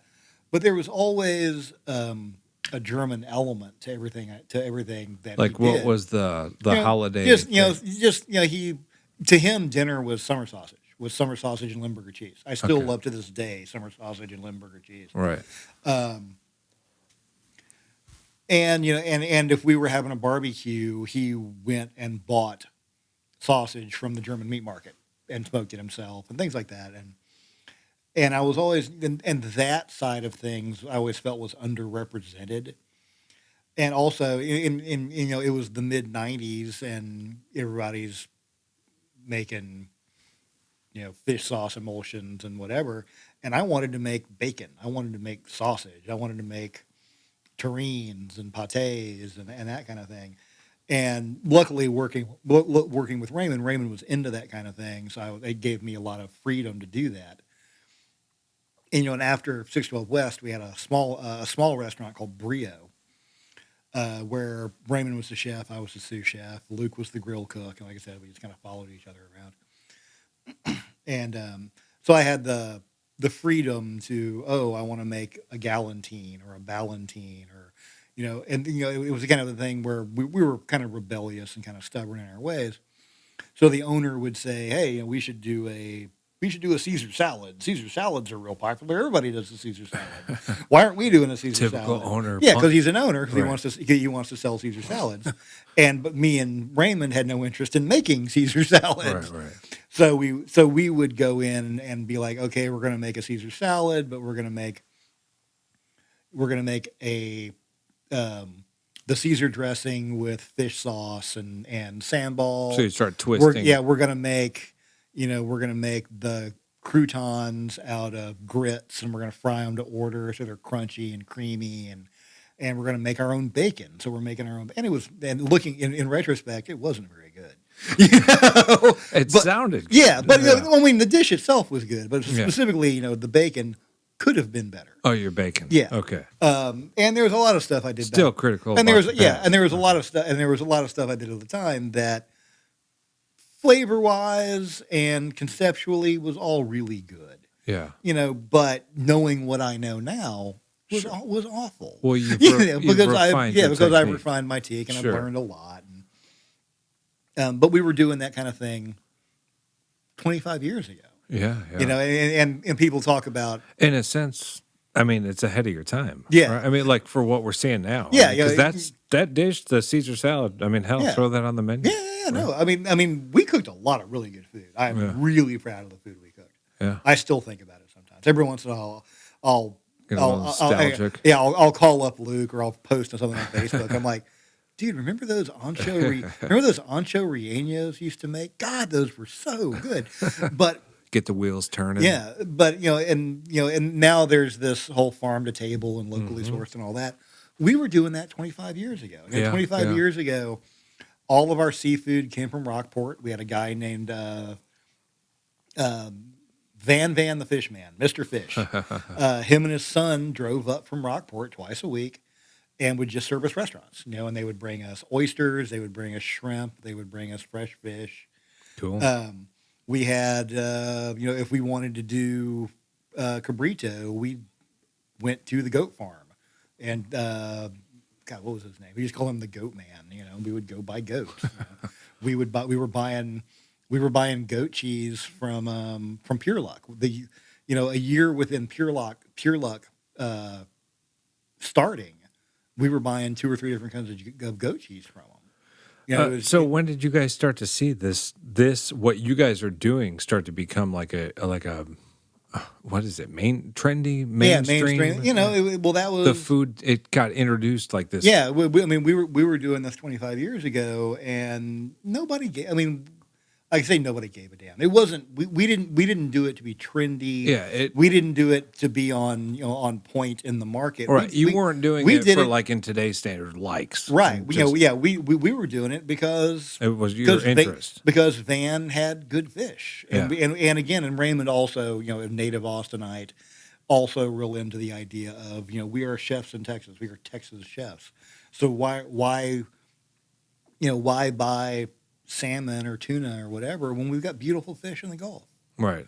So we're buying sheep's head and red snapper out of the Gulf and ling cod and things like that.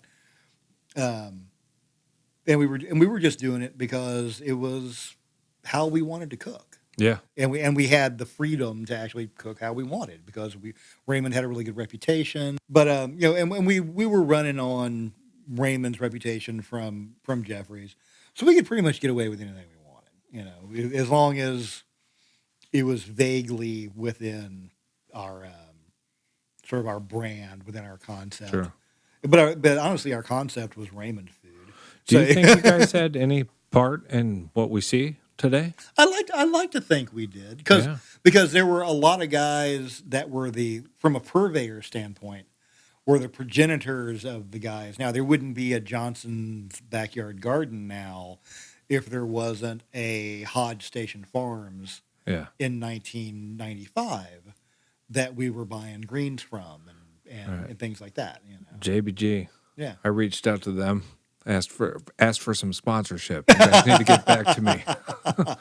But we were just to use Gary Hodge as an example. He was Gary Hodge. He was this older guy. I think he was retired from UT maybe. He was his girlfriend owned one of the produce companies here in town. That was the big produce company in the mid '90s. I think her company got bought by Five Star, which got bought by Handles. Is that a? Yeah, I no. don't know. But he would come in and be like, Michael, what are you gonna want to buy from me in 3 months so I can plant it now? And oh my God, really? He's like, yeah, what do you want your salad greens to be in June? Because I got to know, or in July because it's April and I got to know now. I mean, that's a nice That's place to be. That's the kind of relationship we had. Yeah. Or Van, the fish guy, we were always his last stop because we were open really late. And anything that was left on the truck, he would just give us. Wow, that's beautiful because he didn't want to drive it back to Rockport. So he would come pulling up, and we, and we would be finishing up for the night, but we're still open. And Van was great, and Michael, Van, hey, how's your day been, and all that, and then you want to, he always liked sweets. He was like, you want a piece of pie, but he would be like, well, I got an extra bag of oysters on the truck, and he's like, you want them? And I'm like, well, how much? He's like, no, you just want them? Oyster for pie. And I'm like, sure, but I'll only take them if you'll shuck them and you'll drink a beer with us. And he's like, you got an oyster knife? And I'm like, damn straight, I got an oyster knife. Nice. So me and my line cooks are sitting on the back stoop of the restaurant with Van shucking oysters, and we're squirting sriracha on them, and just beautiful. Oh my God. Yeah. That's wonderful. Yeah, but it's it's what now people take for granted. Yeah. As just you have these relationships with your purveyors. Right. Yeah. At the time was very rare. Yeah. But I mean, so it is kind of interesting that you guys were ahead of your game there. Yeah. And we see it everywhere now. Mm-hmm. We see it everywhere. The farm to literally, when this podcast came to inception, I was thinking people do the farm to table. This can be a chance for them to do, chef to, ear. Chef to ear, yeah. Yeah, and they can connect with what they're doing there. And I hope that's what happens. Yeah. People can get the lowdown of Easy Tiger, and when they go there, they'll maybe look at it a little differently. Yeah, appreciate the effort that goes into it. For sure. And also kind of appreciate the humanity behind it. We're at the end of the day, we're people back there doing this stuff.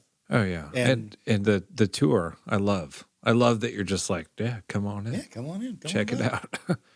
Because that Easy Tiger link is very cool. Yeah. What did you guys plan on putting that same kind of concept other places? Currently, what we're looking at is opening up more smaller Easy Tigers, more sort of like things more like 6th Street. We're gonna shoot for opening up a couple more of those in Central Texas, because we can commissary all the specialty items out of my commissary, because I've got all the production capacity in the world. Right. So if we opened up, based on what 6th Street sells, if there were 4 more 6th Street locations, we can do that no problem. All I need, I got the space. All I need is the hands. Yeah. And then eventually, what we'll probably do is take the link as a concept and drop it into other metropolitan areas where we can do the same thing. And it's very cool. It's off 35. That's at the formerly the Lincoln Village Shopping Center. Okay. Now is the Link. LINC. Right. There's a guy who's going around buying up old 80s shopping centers. Oh, and converting them into breathing new life into them. Oh yeah, like the one where 99 Ranch is. Okay. And then there's the one where Style Switch is. Just taking these old on Burnett or on Lamar. Okay. Oh, is that Lamar? Well, Style Switch, Lamar. Okay. Okay. It's kind of my neighborhood. And so he's when he initially started that project, he wanted us to be the flagship Very of the cool. facility. Very cool location. But we can just for example, we can take what we're doing now, where we've got the link, which has the commissary where we do the meats and sausage and the pickling, and the huge production bakery, and a beer garden restaurant, and then drop that into, just for example, Denver. Drop that into Denver, and then we open up a smaller Easy Tiger in Boulder. We open up a smaller Easy Tiger in Fort Collins. We open up a smaller Easy Tiger in Lakewood. And then we take the link concept and we drop it into Seattle. This is franchising. Yeah. Well, no, we would be within the company. Okay. We're not gonna let somebody slap Easy Tiger's name on something. Yeah. Because eventually what we want to do is we want to put Easy Tiger branded products in stores. Okay. We want you to be able to go into... Are you talking about bread? Or? Breads, mustards. Okay, I see mustards. Mustards, pickles, breads. Probably mustards and stuff before bread. Well, and actually, no, probably breads first. Because they want, as conceptually, Easy Tiger is bread. Okay, because everything else... It needs to be presented. Yeah, everything else introduced properly. Right. I get you. Okay. That would be beautiful. Yeah, that would be something I would purchase regularly. And frozen Easy Tiger bread at Costco or at Central Market or at Whole Foods or. Yeah, man. What a sweet thing to be a part of. But we have to grow the brand. We have to grow it organically, and we're going to grow it through beer gardens because beer gardens is what we're good at. It's what we're... Yeah, and in Austin, you guys have made quite the name for you. Yeah. Like I said, any restaurant you go to, if you know Easy Tiger's associated with it, like what you're eating that night, you're a happy camper, right? Which is great. Where do you... This is something I always ask, because there's somebody who's listening who does not know where to go eat tonight. Okay. Where are some spots that you honestly, favor? I would say I'm the worst person to ask that because I'm a boring old man that doesn't go out. Well, there's boring old men, including myself, who want to know. If you want to have the best meal in town tonight, I guarantee it. Go to Raymond Tatum's Food Trailer. There we go. There we go. go. It's called Three Little Pigs. Okay.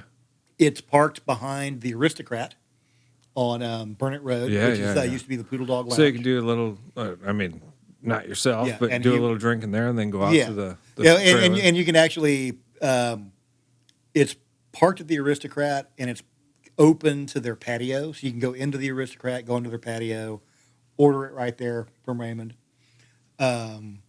Raymond is probably the best chef the city's ever seen. Raymond has cooked the best food I've ever eaten. Underappreciated in the trailer? he's more along the lines. Is he a romantic out there? Like Raymond is an odd duck, and he started his career as a tree surgeon. And at a very young age and suffered a debilitating injury where he fell out of a tree and broke his back. So he couldn't climb trees anymore. Yeah. And just like me getting thrown out of college and deciding, well, I can go get a job as a line cook, he went and got a job as a line cook. Okay. And turns out he was good at it. Sure. And Raymond, there's stuff that Raymond cooks and stuff that we cook together that I still dream about. And it is... I want to say it's the best food. It's the best food you'll get in town in a paper boat, but fuck that. It's the best food you're gonna get in town. Period. What's the cuisine? What's he? It's I don't want to say Asian Southern fusion because he doesn't really fuse them together. He does some traditional Southern stuff, but he is almost exclusively Asian food. Yep. To the point where he's friends with. The guy, the chef, you know Asia Cafe up north? Asia Cafe? Yeah. No, I'm not familiar. It is probably the best Szechuan restaurant in town. Okay. You will be the only white guy in there. If you're not the only white guy in there, it's because Raymond's there. So that's a good sign if you want the good food. Exactly. Is this another recommendation possibly? Actually, since we're on that topic, either Asia Cafe or A+A Szechuan. Okay. are 1 and 2 of the 2 best Szechuan restaurants in town. It's amazing. Where you can get things like pork knuckles braised in brown sauce Oh wow. Okay. and Cool. stir fried intestines and all that stuff. Back in the day, Chinese restaurants were famous for having the white people menu and the Chinese people menu. Yeah. Yeah. And a lot of times the Chinese people menu was in Chinese. You couldn't even if they gave it to you, So you you couldn't read like it. that adventurous kind of? Oh yeah. Okay. And do you want more of that here in Austin? Oh, I'd love that. I mean, and there's a lot of bad things about Austin. Traffic's bad. It's Yeah. hot and all Yeah. these Yeah. things. But It's hot. for It's fucking hot. for a city that claims to have to be a city of the world, a world class city, and for the most part, Austin is. Yeah. But our immigrant food scene is horrible. Well, you're what you're touching on has been brought up on this podcast Yeah. previously. I think the exact quote was Austin likes to think it's really cool and adventurous, but But it's not. it's not. Yeah. Or as I complain when people don't eat my liverwurst. Austin hipsters talk a good game, There you go. but when it comes down to brass So tacks, exactly, Yeah. and you're hearing it right here again. I Yeah. mean, it's a testament for someone who's Yeah. But dedicated their life to cooking. But just you go to Houston, for example. Well, obviously Houston's a huge city, but gigantic. yeah, but you go to Houston and you're like, okay, I think I want to eat Croatian food today. Which Croatian restaurant should I go to? Sure. Is there a good Croatian restaurant and a bad Croatian restaurant?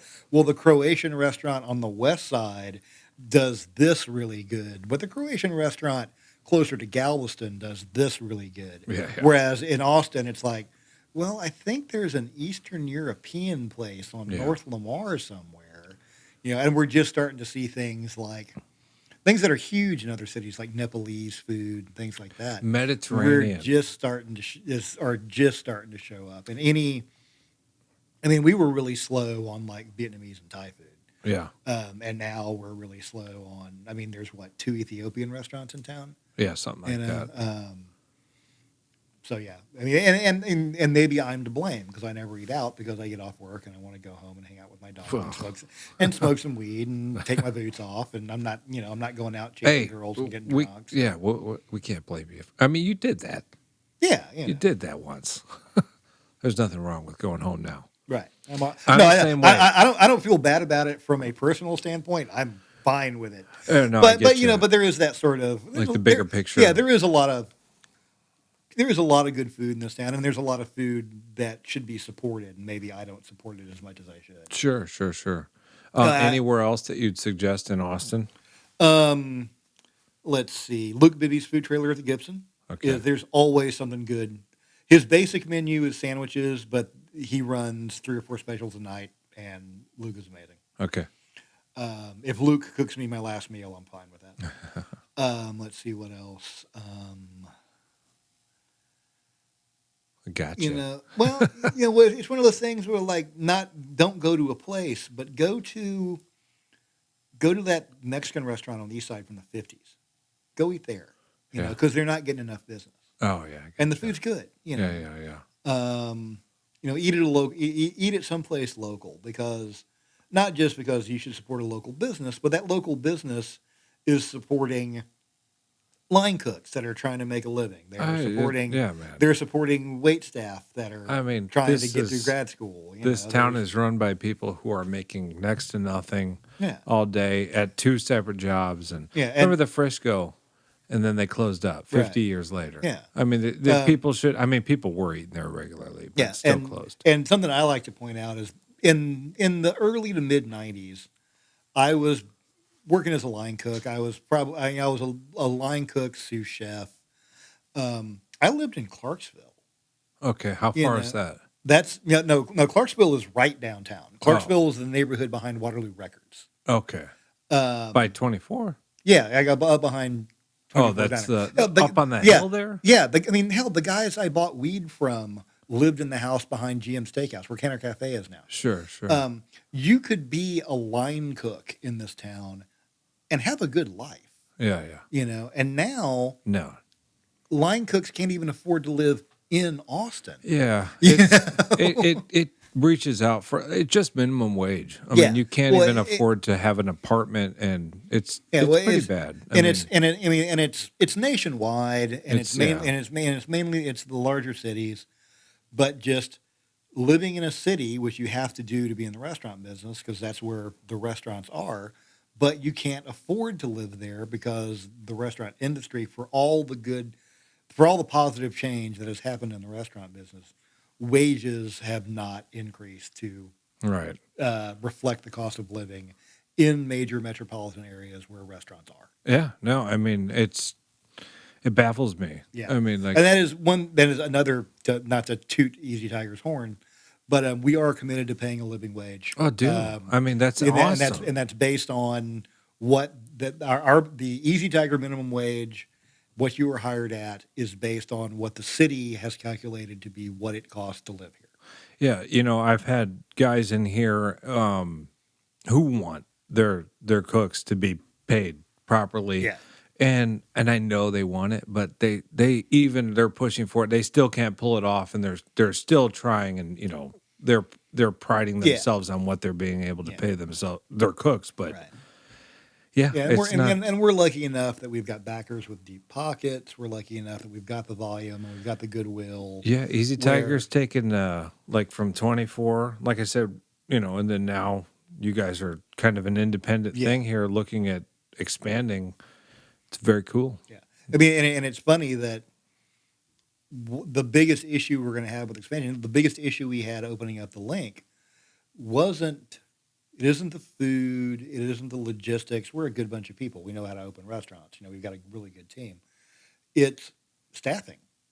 Yeah. Yeah, Yeah. I mean, it took us.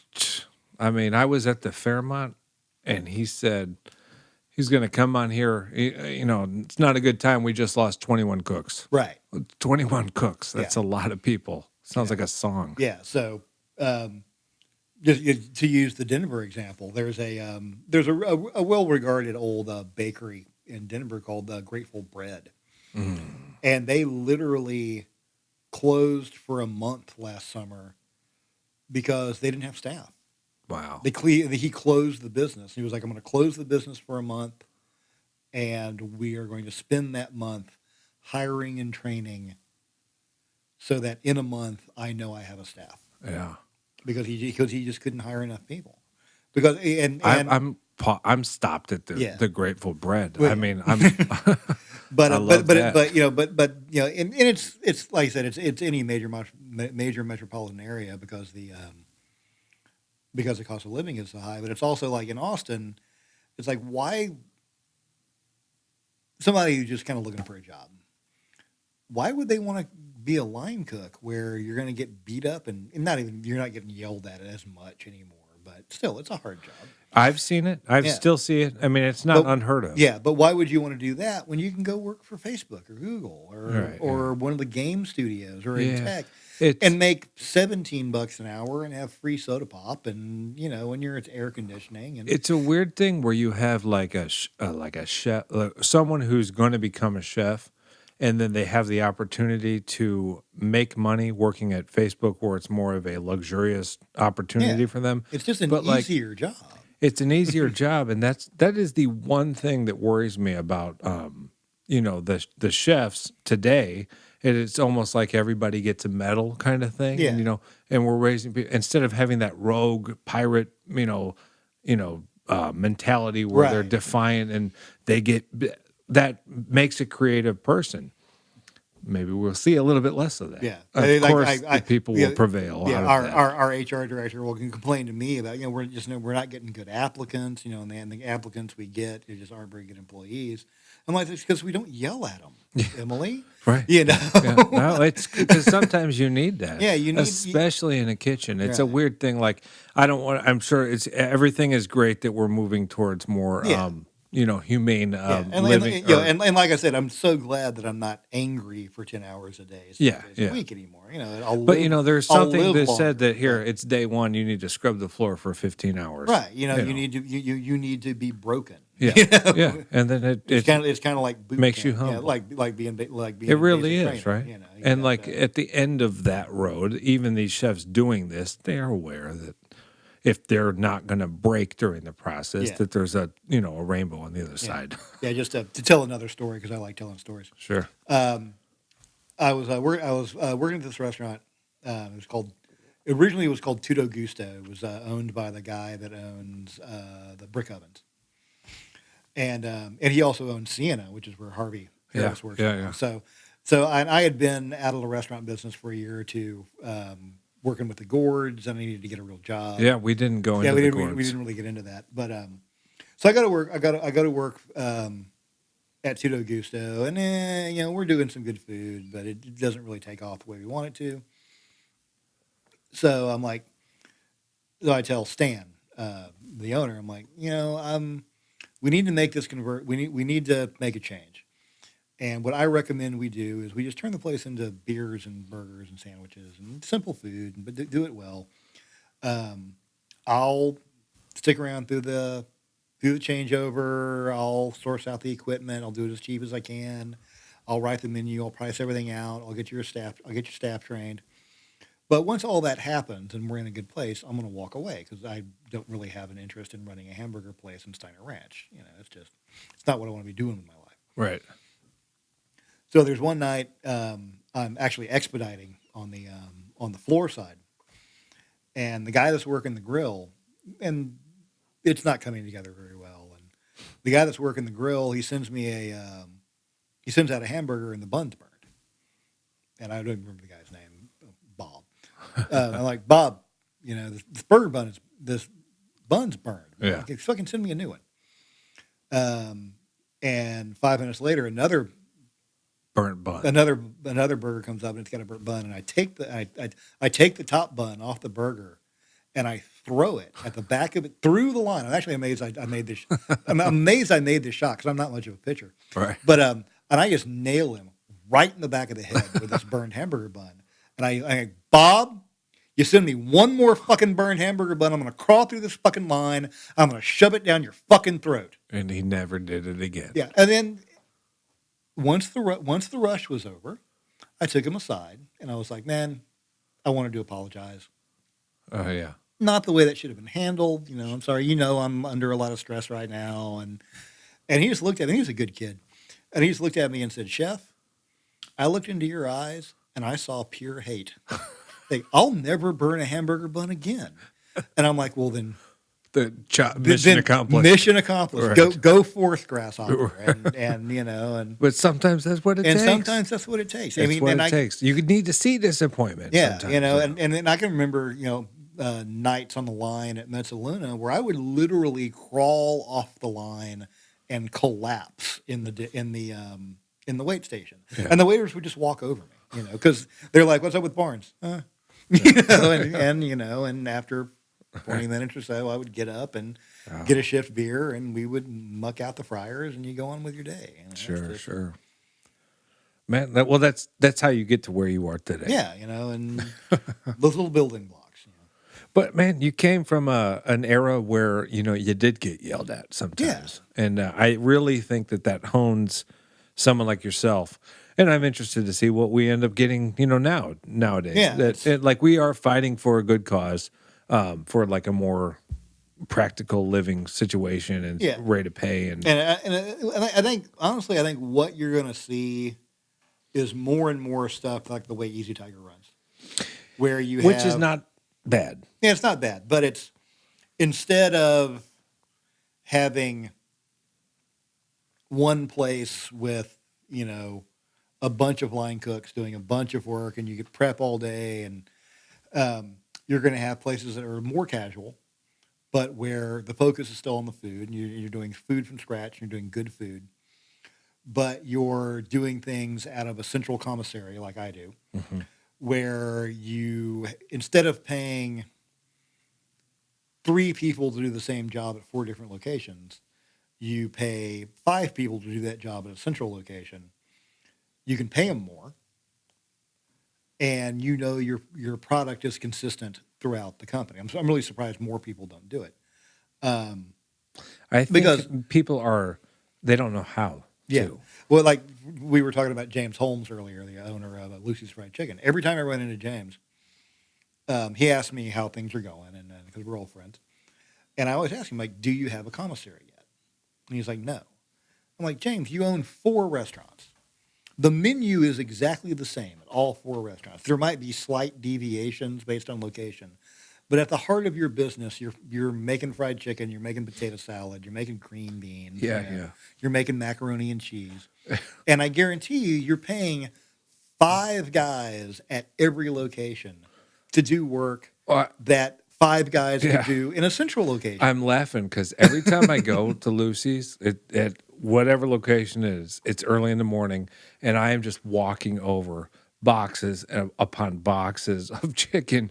Yeah, And you're right; they could yeah. be doing that somewhere else. Yeah, Yeah, I mean, you could have, rent yourself some kitchen space on the east side, get yourself a refrigerated truck, sure. get 5, 6, 7 good, solid cooks that you trust. That creates consistency too. Yeah, Yeah. and again, it makes your line cooks' lives easier because they're not having to deal with all that crap. Like I said, I walk in there, and it's some days I walk in there, and it's Oh, it looks yeah. like a No. war zone of just Well, no, when we opened up that first Lucy's Fried Chicken, it was where, like the South Congress. the South Congress. Yeah, Okay. it was like the scale of what we had to do changed every day. Yeah. Be like, well, how many cases of chicken should we prep today? Well, 5.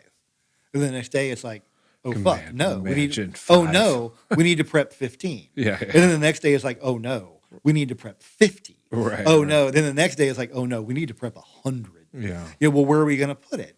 Because we had a tiny little walk-in. We actually had to rent a refrigerated trailer to hold the fried chicken. I've still seen that at Yeah. Lucy's. Yeah. But yeah, Literally, I yeah. saw that at Cedar Park. They had a trailer out there. Right, because you just don't have enough room. Right. Yeah. Which is the great thing about the way Easy Tiger does and the way we're doing it now and the way we've done it in the past is we've got this central location where you can pay people a living wage. You know your product is consistent across all your locations, and we don't have to. I don't have to go and train somebody how to make sausage every time we open up an Easy Tiger. Right. We don't have to go buy a $6,000 sausage stuffer every time we open up an Easy Tiger. We don't have to. We don't have to buy $500,000 bread ovens It's every wise. time we open. I mean, it's wise for many reasons. But it's a better use of space. It's a better use of your staff. All of the above, right? Yeah. I mean, like not only are you saving money, I mean, you also have a consistent Yeah. product. I mean, over and above. Even if you weren't saving money, why don't you want to do this so your staff can live better, so Sure. that your product is consistent, so that instead of buying 5 different cheap stock pots to make potato salad in, take all that money and buy one really good tilt braiser Yeah. and make 500 pounds of potato salad at a time. I mean, it sounds like, and this I think comes from you have input in all this stuff. Yeah. Yeah, and this is from your experience. Right. I mean, and that's because what you're saying, I know it seems, reasonable and logical to you, but and it's just not what we see everywhere because people don't have the history that you have. Well, and also I think for some people there is a conception of if I'm not in this restaurant and the guy that I'm looking at through that window Isn't doing doing everything that is on my plate, that I'm getting ripped off. Yeah. Then it's crap. All right. But just to use bakeries as an example, they're not baking their own bread. They're buying that bread from a bakery. Right. They're not making their own cheese. They're buying cheese from the cheesemonger. And all this stuff is a given. No one expects you to have an in-house bread program. It's just nobody does that anymore, or a butchery program or whatever. So why is it that it's all within the company? We're not buying any. There are no pre-made products that come into Easy Tiger. If you walk into Easy Tiger and order a pastrami sandwich, the only thing we didn't make was the Swiss cheese. And that is exactly what you should do when Right. you walk into Easy Tiger. Order Dear the- God, order a pastrami sandwich. Please We do. work our asses off to make that pastrami sandwich. That pastrami sandwich started 2 weeks ago because we make our own. But God damn it, Yes, it's it is so good. good. Yeah, I know. The pastrami takes 10 days to brine. Okay. We smoke it for 12 hours. The sauerkraut that's on it takes a week to brine. Oh wow. We have HACCP plans with the city. We track pHs. We log acidity levels. It's not just rotten cabbage. It's not just coleslaw. It takes time. It takes hands. It takes brains. Sure. We have. I don't even want to think about how old the yeast starters are. They use in the bakery. They're months old. They're years old. So that pastrami sandwich started 3 years ago. Right. Yeah. I think the first time I was in there, you told me to try that, and I don't even know if you know this. I get that every time I go there. Well, you should. Every time I pull up, there's a lot of good stuff we should have, but if all you ever stuck on, if all you ever, I can't really blame you because I do the same thing. Yeah. But yeah, I mean, I'll try something else. If all you ever order at Easy Tiger is a pastrami sandwich, dude, we work our ass off for that. Oh yeah, sandwich. It's not like it's. I'm chicken. easy to please, and it's not like it's chicken fingers. It's not like it's every time I go in there I get the chicken fingers and ranch dressing. Right. Oh, it's like to die for. It's definitely. I've mentioned it to many people. Good. You talk about breakfast sandwich. I'm like, Jesus Christ, go try their breakfast pastrami and eggs. Yeah, that's ridiculous. Yeah, so that's the one I eat because you're always there in the morning. Yes, yeah, I need to go there in the evening. But I mean, you guys are going to catch on with all the events, the South by Southwest, all the ACL. I think. Well, South by Southwest is huge for us because we got the 6th Street location.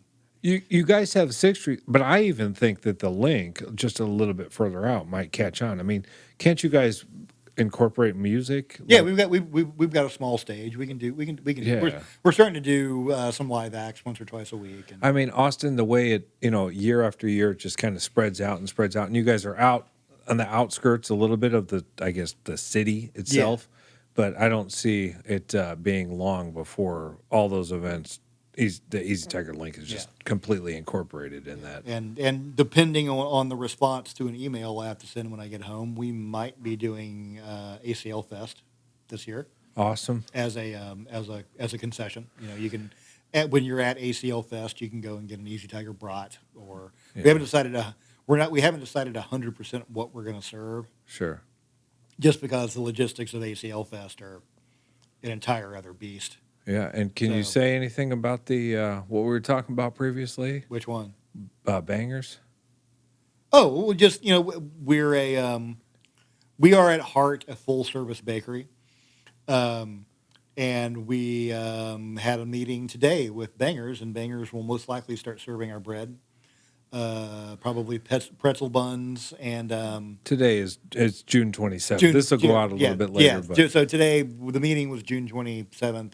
Who knows? By the time you hear this, you might be able to get a bun. We sat down with them and did a bread tasting today. Talked about their needs. Talked about their volume. It's like a marriage made in heaven. Easy Tiger. And apparently there was some bad blood between some elements in Easy Tiger and some elements in Bangers at some point in the past. Cleared that up though, and we immediately cleared that up. Yeah. And we're like, we play in the same sandbox, but there's plenty of toys for everybody. Oh, yeah. And it's a different environment and different styles of kudos restaurant. to the approach. And and at the end of the day, we're a retail and wholesale bakery.